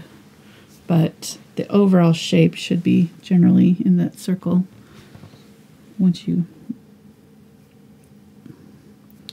look at it. If you have too much of the, too much of this white coming down in, we can adjust that as we get to painting the finishing little bits here. Got a question for you. Yep. Steve would like to know, do you find it easier to paint from reference drawings or photographs rather than like still life, like a bowl of fruit or something like that? I do. I find it's easier to see the colors for me. I think probably because the, lift different lights in the studio, different times of day, your light is always changing if you're painting from real life. So it's easier to see just, a static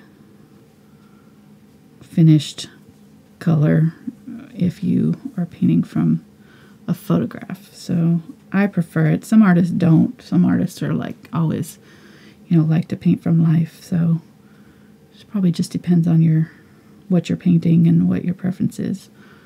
But that's just mine. I like to have it stay the same the whole time I'm painting. I don't want it to change on me halfway through painting.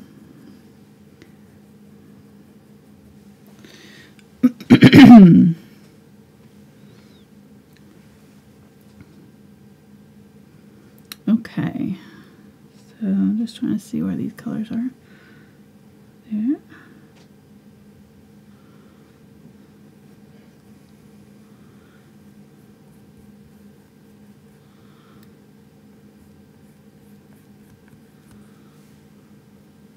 Getting some white here.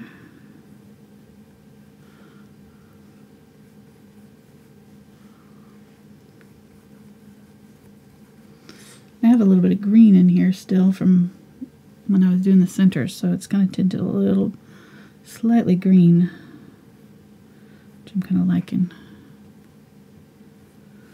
So I want to get some of that dark color and bring it in a little bit.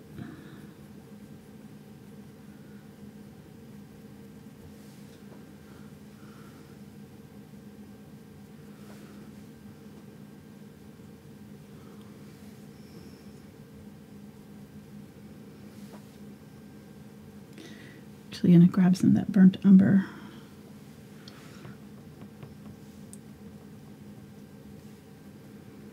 There we go.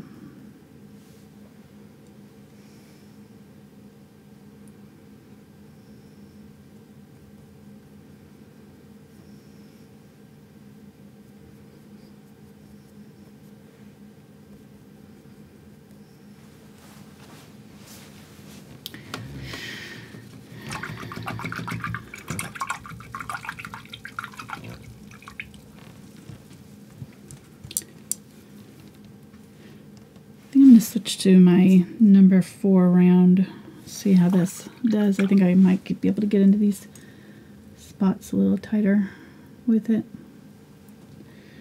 When you're using a round brush, you generally have to add a little bit more water to your paint to make it flow. So just keep that in mind when you're loading it up. Add a little bit of water to your paint. Just make the whole process a little bit easier.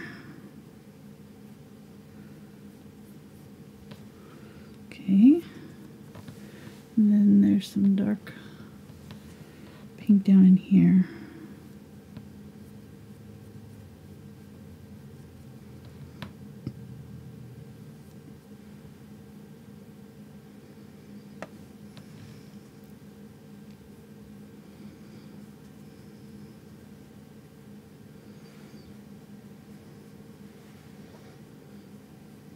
add some of this light pink over the top of the brown that's in between our petals.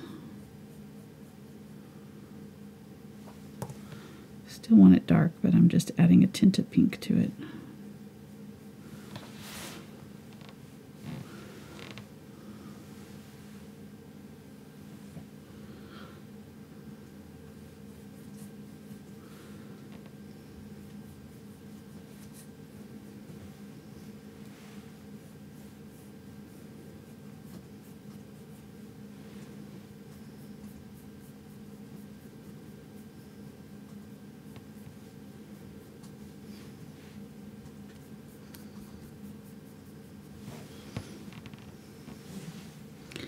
Yeah, these flower ones tend to take a while. There's so many layers to them. They tend to take a little bit longer than some other. What are you laughing at?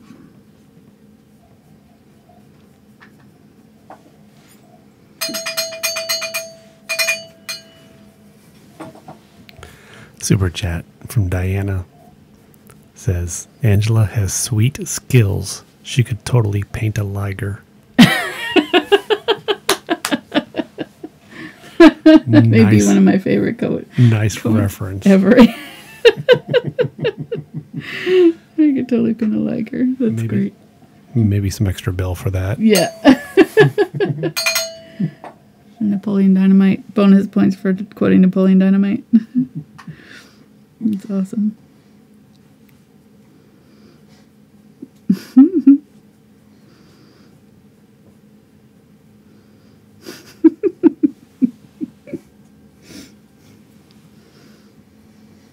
That's awesome. Love it.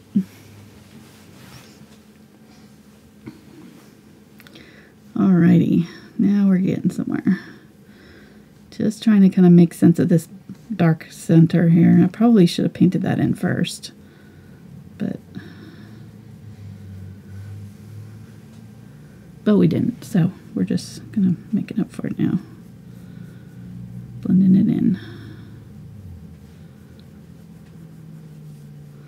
Just kind of touching up where the juncture between the brown and the petals are, just so that it sort of blends a little smoothly up into our petals. We don't want it to end abruptly or look weird.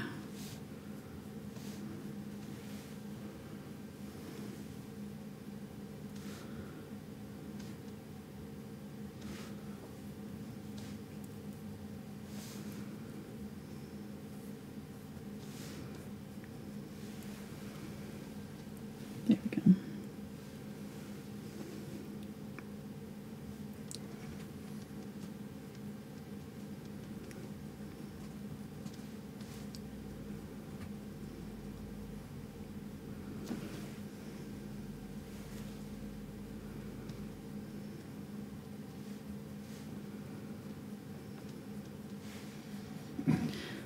Sorry, just thinking. That's okay, because we got a question. Okay. It says, why would it be better to start in the center? Well, then I would have already had this brown in there, and then I could have blended my white into it instead of, putting the brown on top of the white. It might have been easier to blend the white into the brown.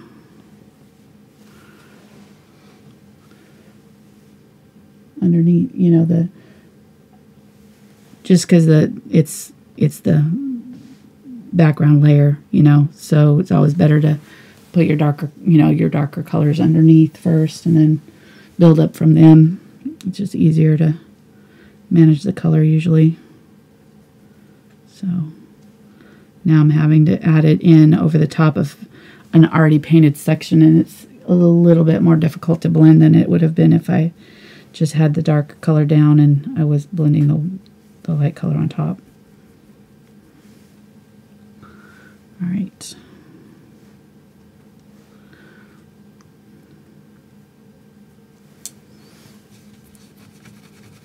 But we're getting there. It's almost as dark as I need it to be, so just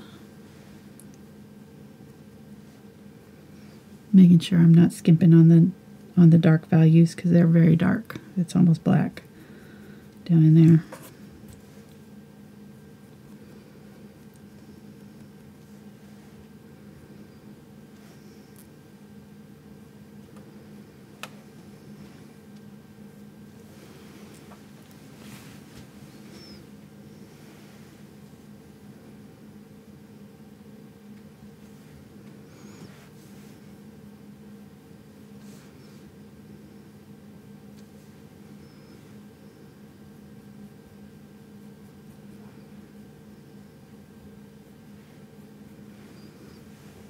Okay.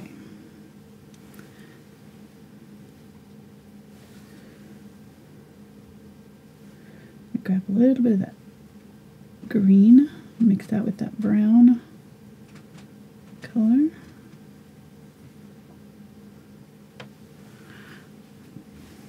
And add quite a bit of white, so it's just kind of a white, green, brown color. I'm going to do that in this area down here.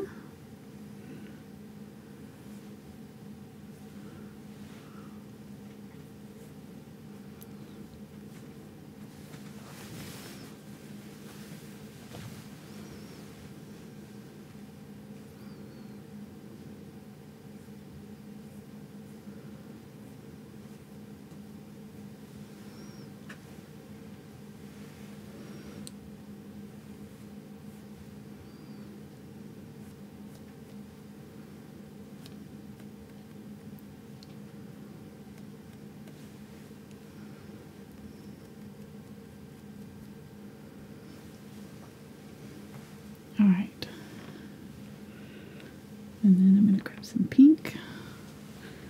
I'm going to blend that in a little bit.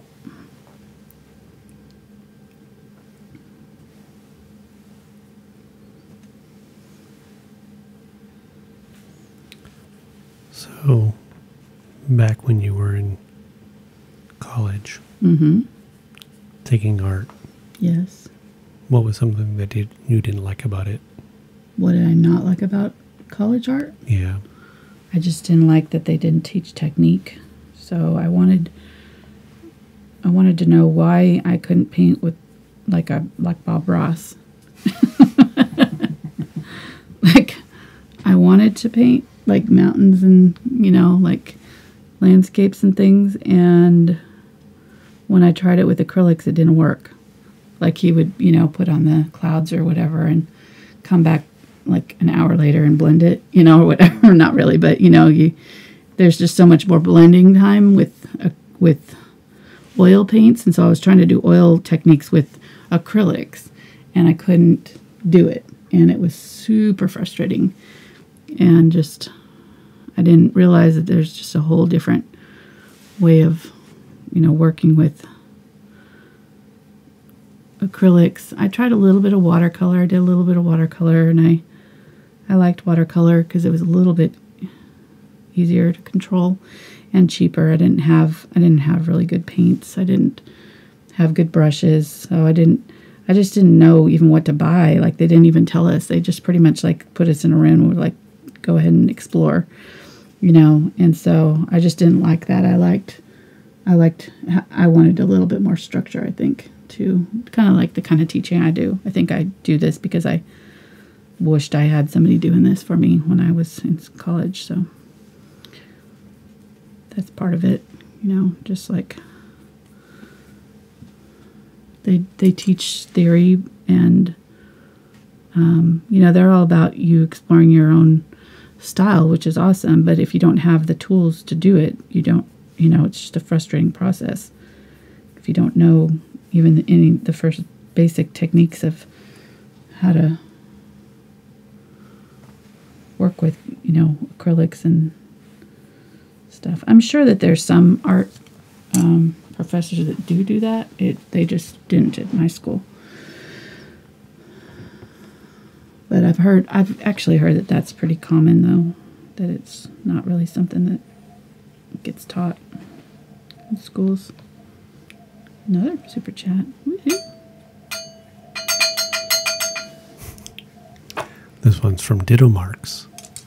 says, thank you for always being patient and explaining how and why. You are welcome. And thank you, Ditto Marks, Yes. for the donation. We really appreciate it. All right.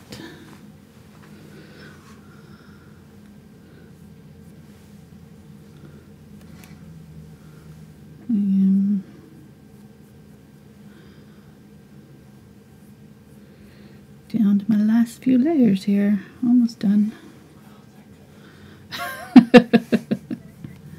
Mark wants to go play more tanks. Or no, Subnautica. No, finally got it working again. Nice. Okay, you can go. I'll catch up later. Okay. I'll catch you later. You'll be able to shut everything down, okay? Go. No, when I went to get you a drink, Spencer was like, how much longer? Oh. So, no, probably about a half hour. He's like, oh. Got the sigh. Yeah. Yes. Nice. Yeah. Oh, I knew this one was going to be at least 2 hours. It's just too detailed of a painting. The image is too detailed. I figured, but it'd been a while since we'd done a really detailed flower, so I figured. All right, so I'm happy with the petals there. I'm gonna let those dry before I do anything more to them, but now we can work on our center flowers. So I'm gonna grab some orange and the cadmium red and a little bit of the magenta. I'm making kind of a orangey red color here.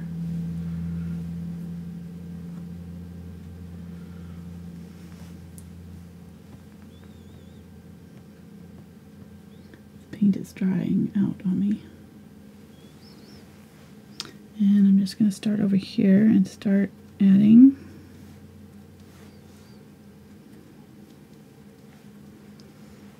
little bits of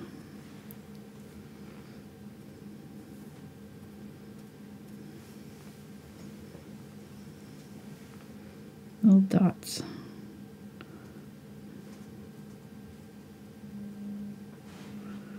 And get them as close as I can to each other without touching.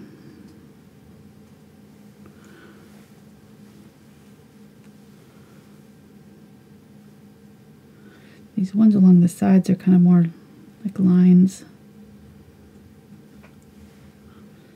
And then they're really kind of like octagons, or not octagons, but pentagons. They're like 4 or 5 sided. Yeah, so I'm just going to kind of tap in. They don't have to be exactly perfect. And just fill them in.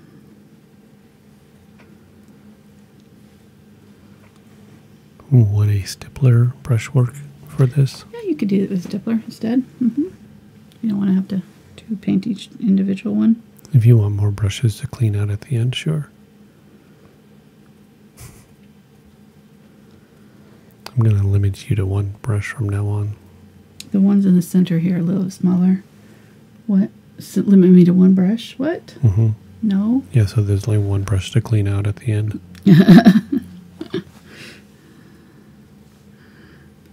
That's just cruel.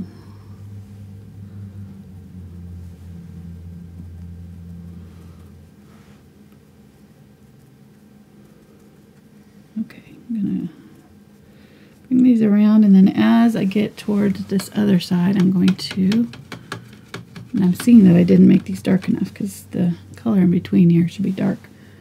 So I'm gonna go in and darken up around some of these.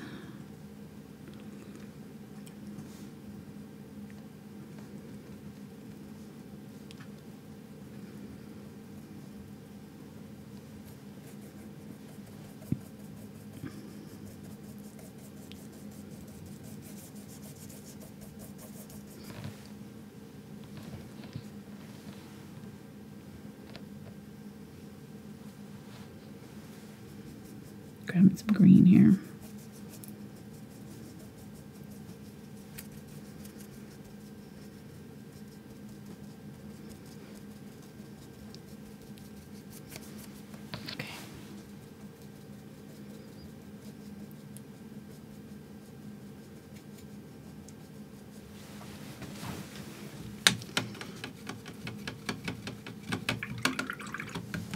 think I'm going to use the number 2 bright for this. I think it'll be easier to get these kind of irregularly shaped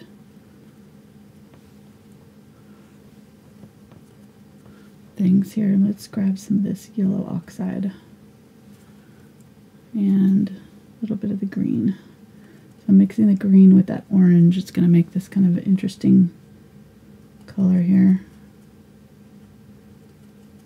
And adding that yellow. That's good. Alright, so this side I'm going to do some of that.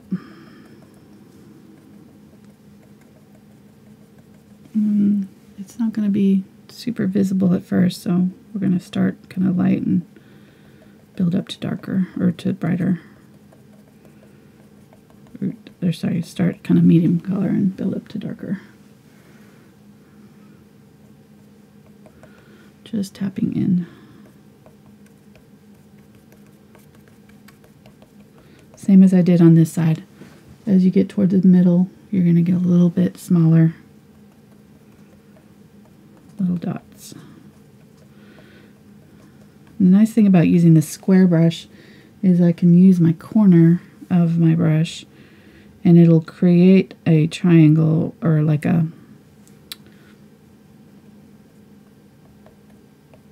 that kind of box shape that I'm looking for, a little bit easier than it will with a round brush.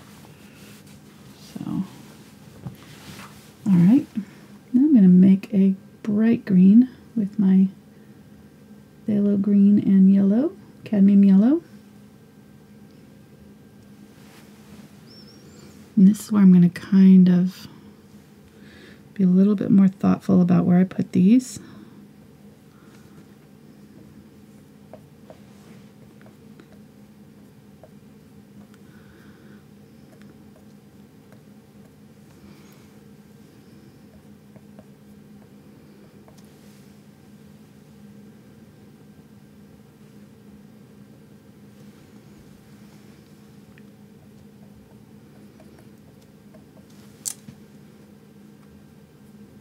Get them real close to one another.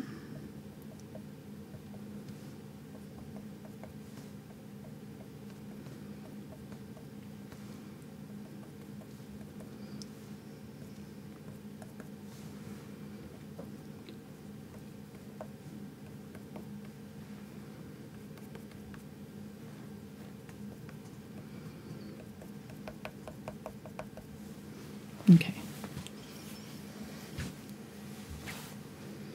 Just a little bit of the green on this side, not much. So I'm going to tap in a little bit of that green on some of these. Okay, and then clean my brush out. I'm going to grab my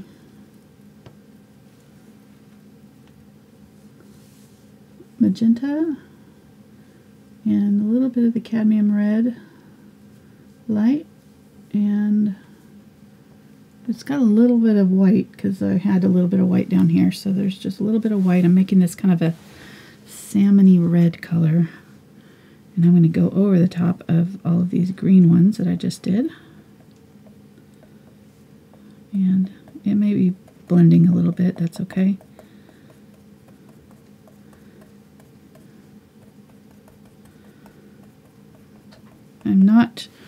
I'm not being super, obviously, I'm not actually doing it exactly as realistically as the photograph. If you want to, go right ahead. It's gonna take a lot of time to make sure that you get all of the shapes exactly right. So I'm getting it as close as I can while still keeping it fairly easy. So that's what I'm doing here. But if you want to do every single one of those little shapes, you know, just look at your reference image and carefully paint them in. It's just gonna know that it's gonna take a while. It could take another hour just to do that. Seriously, it's that complicated. There's so many colors and so much shading in each one that it would take a long time. So.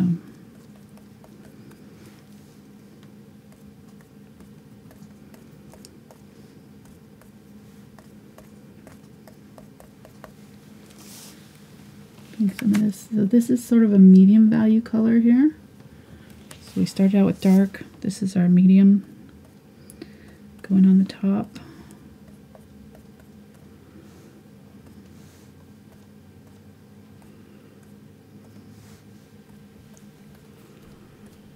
So, got a question. Yes. So when the person downloads the Traceable, Yes. what is a good way to, or a good app or something that can blow it up or make it, enlarge it? There's an app called Rasterbator. Okay. .net. I think it's .net. .net. Okay.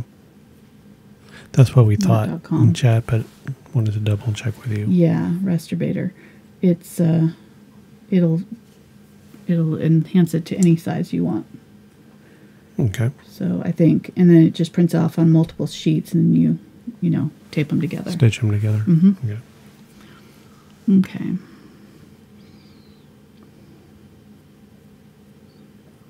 So going a little bit lighter now.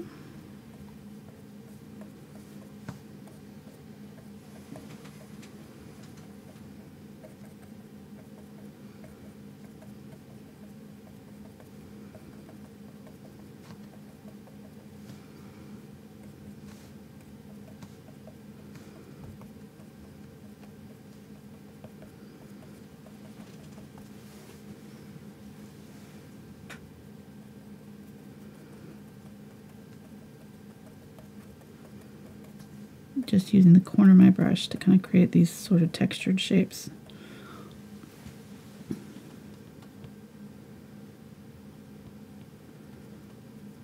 A little bit of yellow, a little bit of our oranges, and a little bit of our magenta here.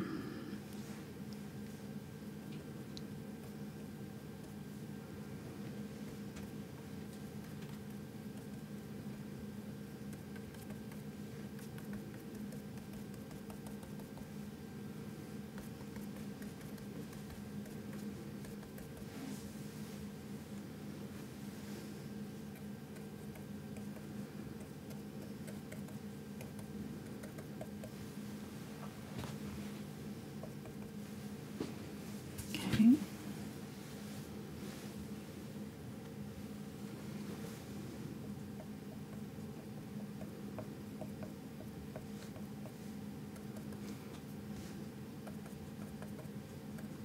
Then I'm going to go in here and just kind of add little tiny dabs with the edge of the corner of my brush to create shapes in between these petals and on top of them a little bit to kind of create a little bit of a ragged edge on there. All right, I went out of my magenta a little bit more.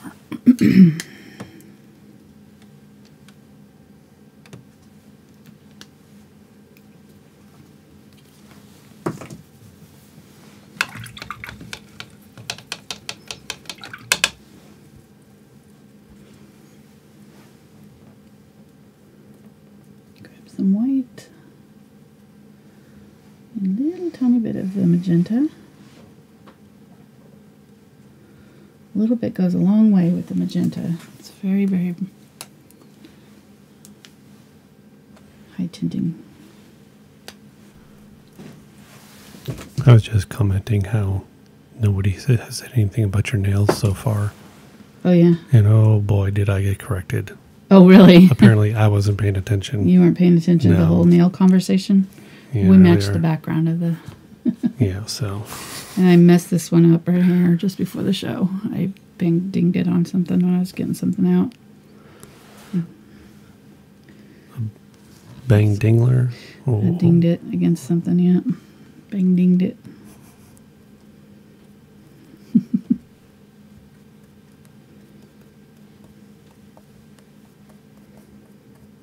Okay, Okay, so this is the magenta. Getting it.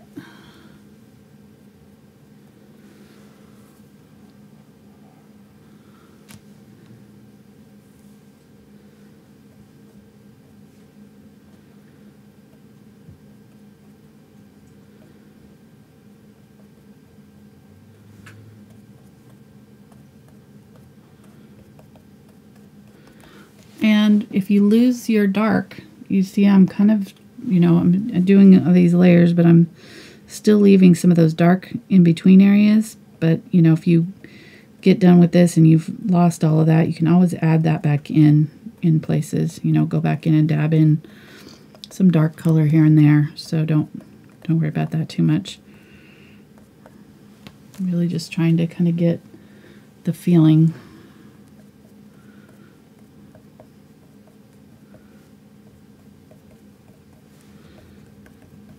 Not going to look exactly since we're not painting them in perfectly.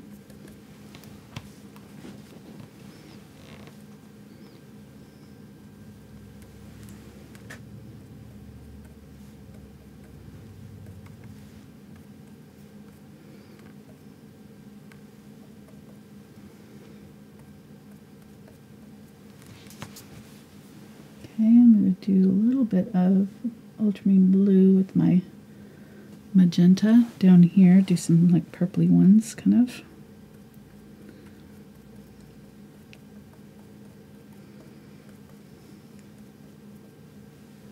I think I've got a hair in there. I do have a hair in there. Okay, I'll add hair nets to our shopping list. Yeah.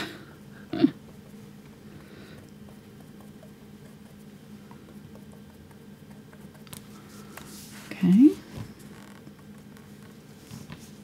Looking good. Let's get a little bit more white.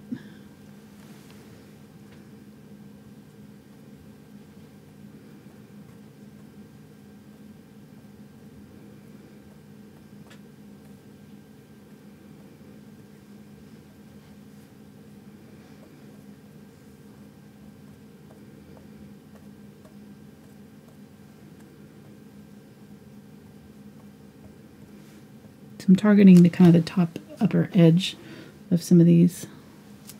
The light's kind of hitting it this way, so trying to highlight if I have like a little one that's, you know, these dots that I've been working on here. I'm kind of highlighting them on the one side now.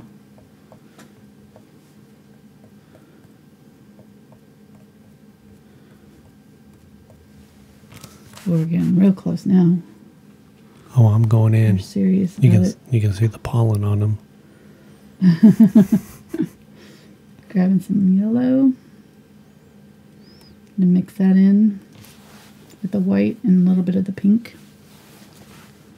And do that over here.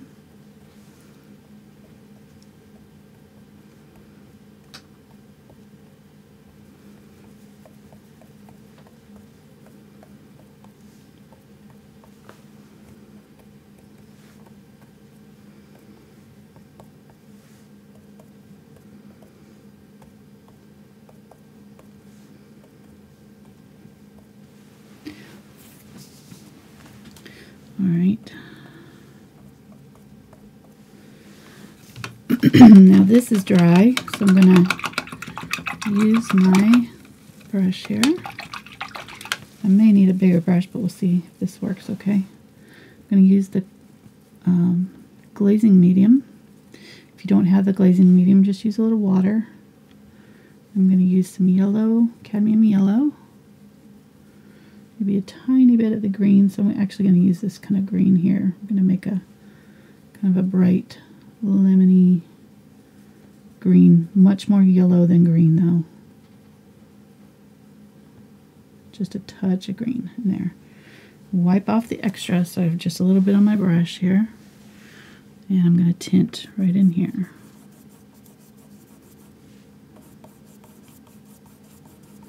I'm just going to brush it on in that center area.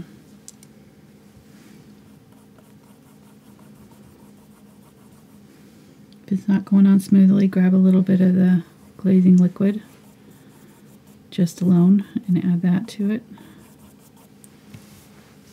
See how that's doing? Yes. That gives it that glow right there in the center that we're looking for. And you can do this with any color that you wanted to. So on my the Gerber daisy, when I did them, it had kind of a bluish tint. So I did this with yellow, and then I went in and did it with blue as well. So you can do multiple layers with this glazing and just kind of change the tone and the tint of your painting really easily. And once you get your values right, and as it gets over here, it is going more blue, so I think I'm going to grab a little bit of that phthalo blue and add it to this on this side. Over in here. Actually, I'll grab that teal. I didn't use the phthalo blue at all today. Or no, I guess I did a little bit in the background. So I'm going to use the teal mixed in with there on this edge on these side.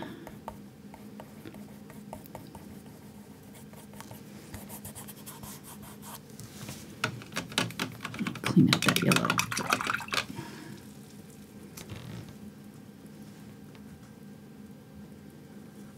Maybe I will use a little phthalo blue.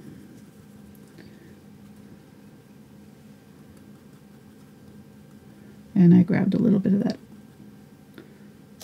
this color, the green yellow. There we go.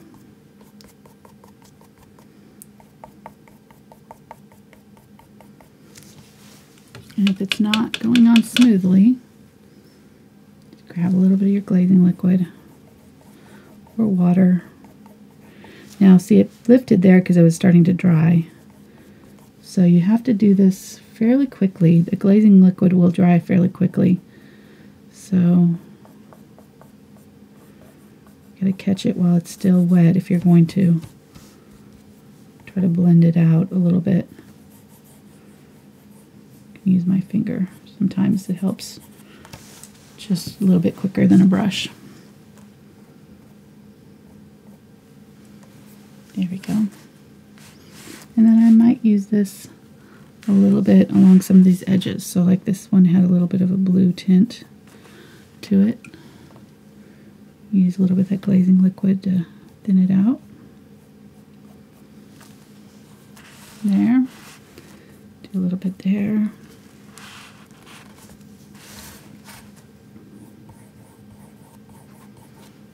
Oops. Sorry, hon. It's okay. I zoomed out. Thank you.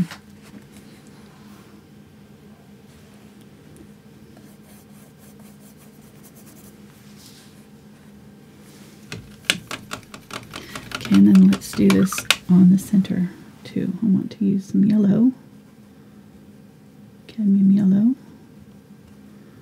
with the glazing liquid. And cadmium yellow might not be the best yellow to use. If you have a Hansa yellow or something like that that's a transparent yellow, it might be even better because we're going for transparency. Cadmium yellow is an opaque yellow, so it's going to cover a little bit more, but it's fine if you don't have a different yellow. But just saying, if you have a transparent yellow, then you can just use water. You don't even have to have the glazing liquid.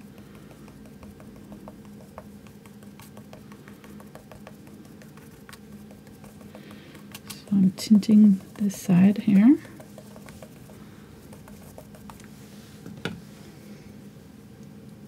Let's grab some of that green.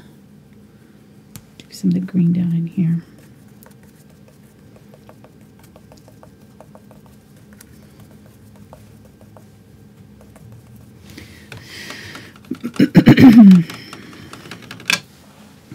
And then I'm going to use the fluorescent magenta to glaze on this side. And I'm going to kind of cover over both sides a little bit in the middle where they touch.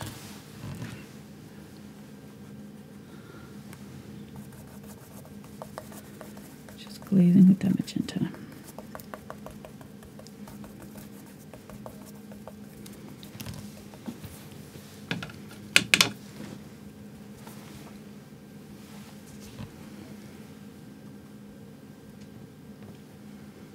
Okay, I'm grabbing some of the cadmium red light here.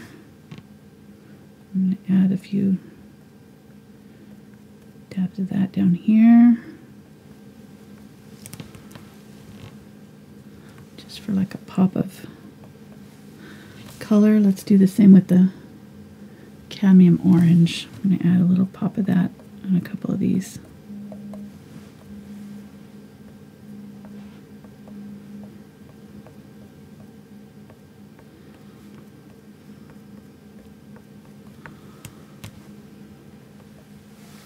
So now that you're on the back end of the painting here, What?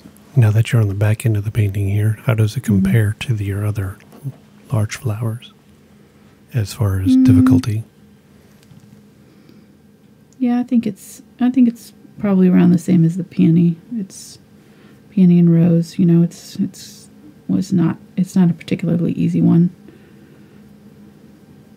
There's ways to simplify it though, so you know it could be easier, much easier if you stippled the center with the use a stippler for the center and just did one layer of petals. Then I think it would be a lot easier. But there's a lot of techniques in this one. There's a lot of the glazing and the blending and the color upon color. You know, I wouldn't say don't try it though. I mean, it's,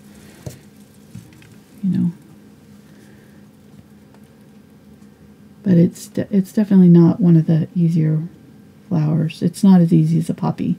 Like as far as the difficulty scale, the first poppy, that red one was the easiest, I think. And then this one is up there in one of the more difficult ones, I would say. Adding a little bit more of that light pink.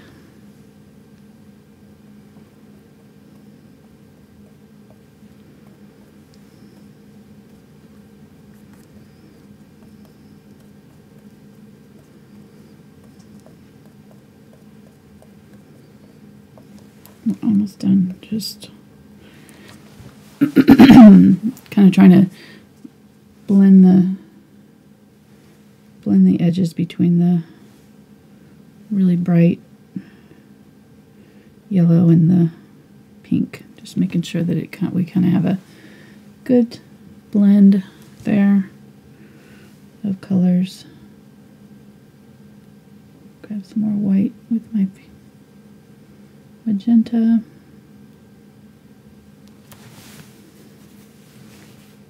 Add one more layer of the really bright pink right there in the center. That'll kind of pull that forward.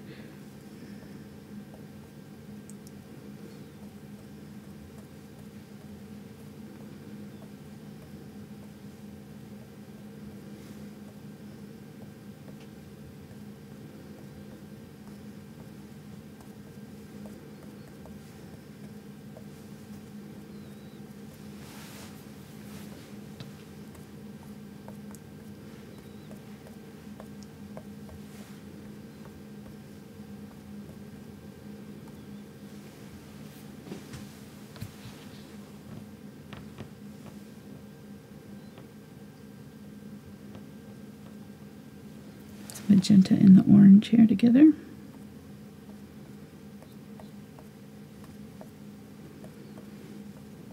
Really, you could stop at any point on this that you are happy with it, so I'm just kind of adding a little bit more, but you may not need to.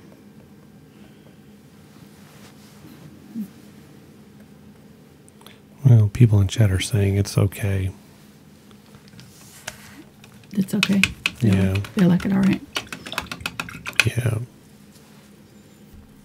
They're using words like gorgos. I don't know what gorgos is, but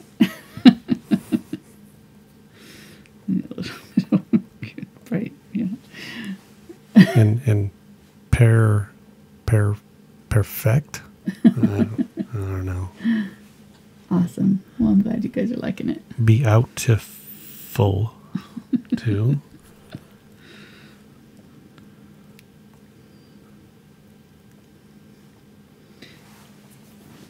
All right, little pops of that bright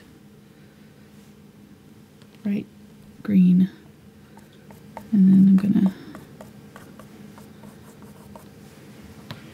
all right, I think I'm good. What do you think, hun? Good?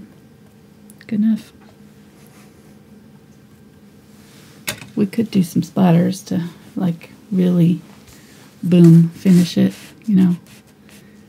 I don't know. Yeah, I think that's good. I'm gonna call that close enough. I kind of do, actually, now that I see this, though, no. One more thing I want to do. Ha! Fooled you. Fooled you. I didn't fall for it. Well, I looked at this, and then I looked up at the reference photo, and you look at the reference photo, they're really dark around the outside edges. So I'm going to try to use the green and brown. Let's see if we can do this without messing it up too much here. And the glazing liquid. And I'm going to use a bigger brush because I think I'm going to need to go faster. So I'm going to use the Filbert. And a lot of glazing liquid in this darker color here. What were you saying? And since you're well past 2 hours, we might as well do Stickman too. It's well past 2 hours. Oh. And I'm going to tap in along that edge, dark edge right there.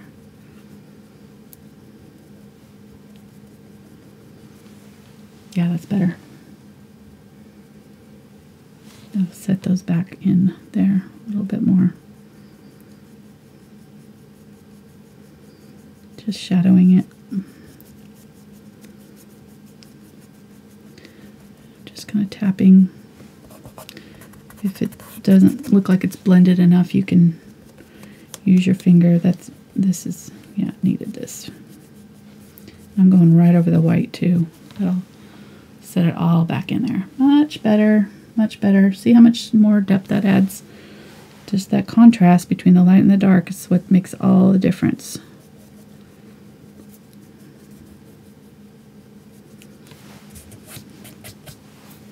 Okay, now we're talking. There we go. See, now it matches up to our example a lot better. It's got that really dark center around the edges. Pops that center out. Okay, good. Yay. I'm happy. You say you want a daisy? People, yeah, everybody wants Stickman. That's why they've been hanging out here for 2.5 hours. Waiting for Stickman. I don't have any more pink. I'm going to have to do them in... well, that's okay. Okay. Well, should we do his face? We'll do his face, a daisy.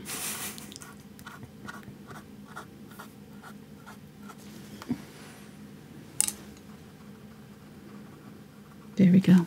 He's good. He's looking good. Perfect. All right, guys. I'm going to sign it, and we'll be done. I'll sign it over here in the corner. I'm going to come up about a finger width.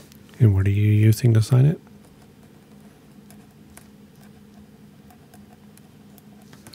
This is my Sakura Pigma FB pen. Just make sure you don't spray it with anything alcohol or use alcohol on it, because it will run if you do, but it's light fast and permanent. You can paint right over it, and you could use like a little bit of do your isolation coat. It's always good to do an isolation coat. It's called before you finish a painting anyways, or before you varnish a painting. So use like a little bit of matte medium or something like that, or glaze, actually not matte, because matte will dull the colors. I would use like a satin or a gloss medium to paint over it and then varnish it. So it'll seal everything in, and then you can varnish over the top. And the traceables?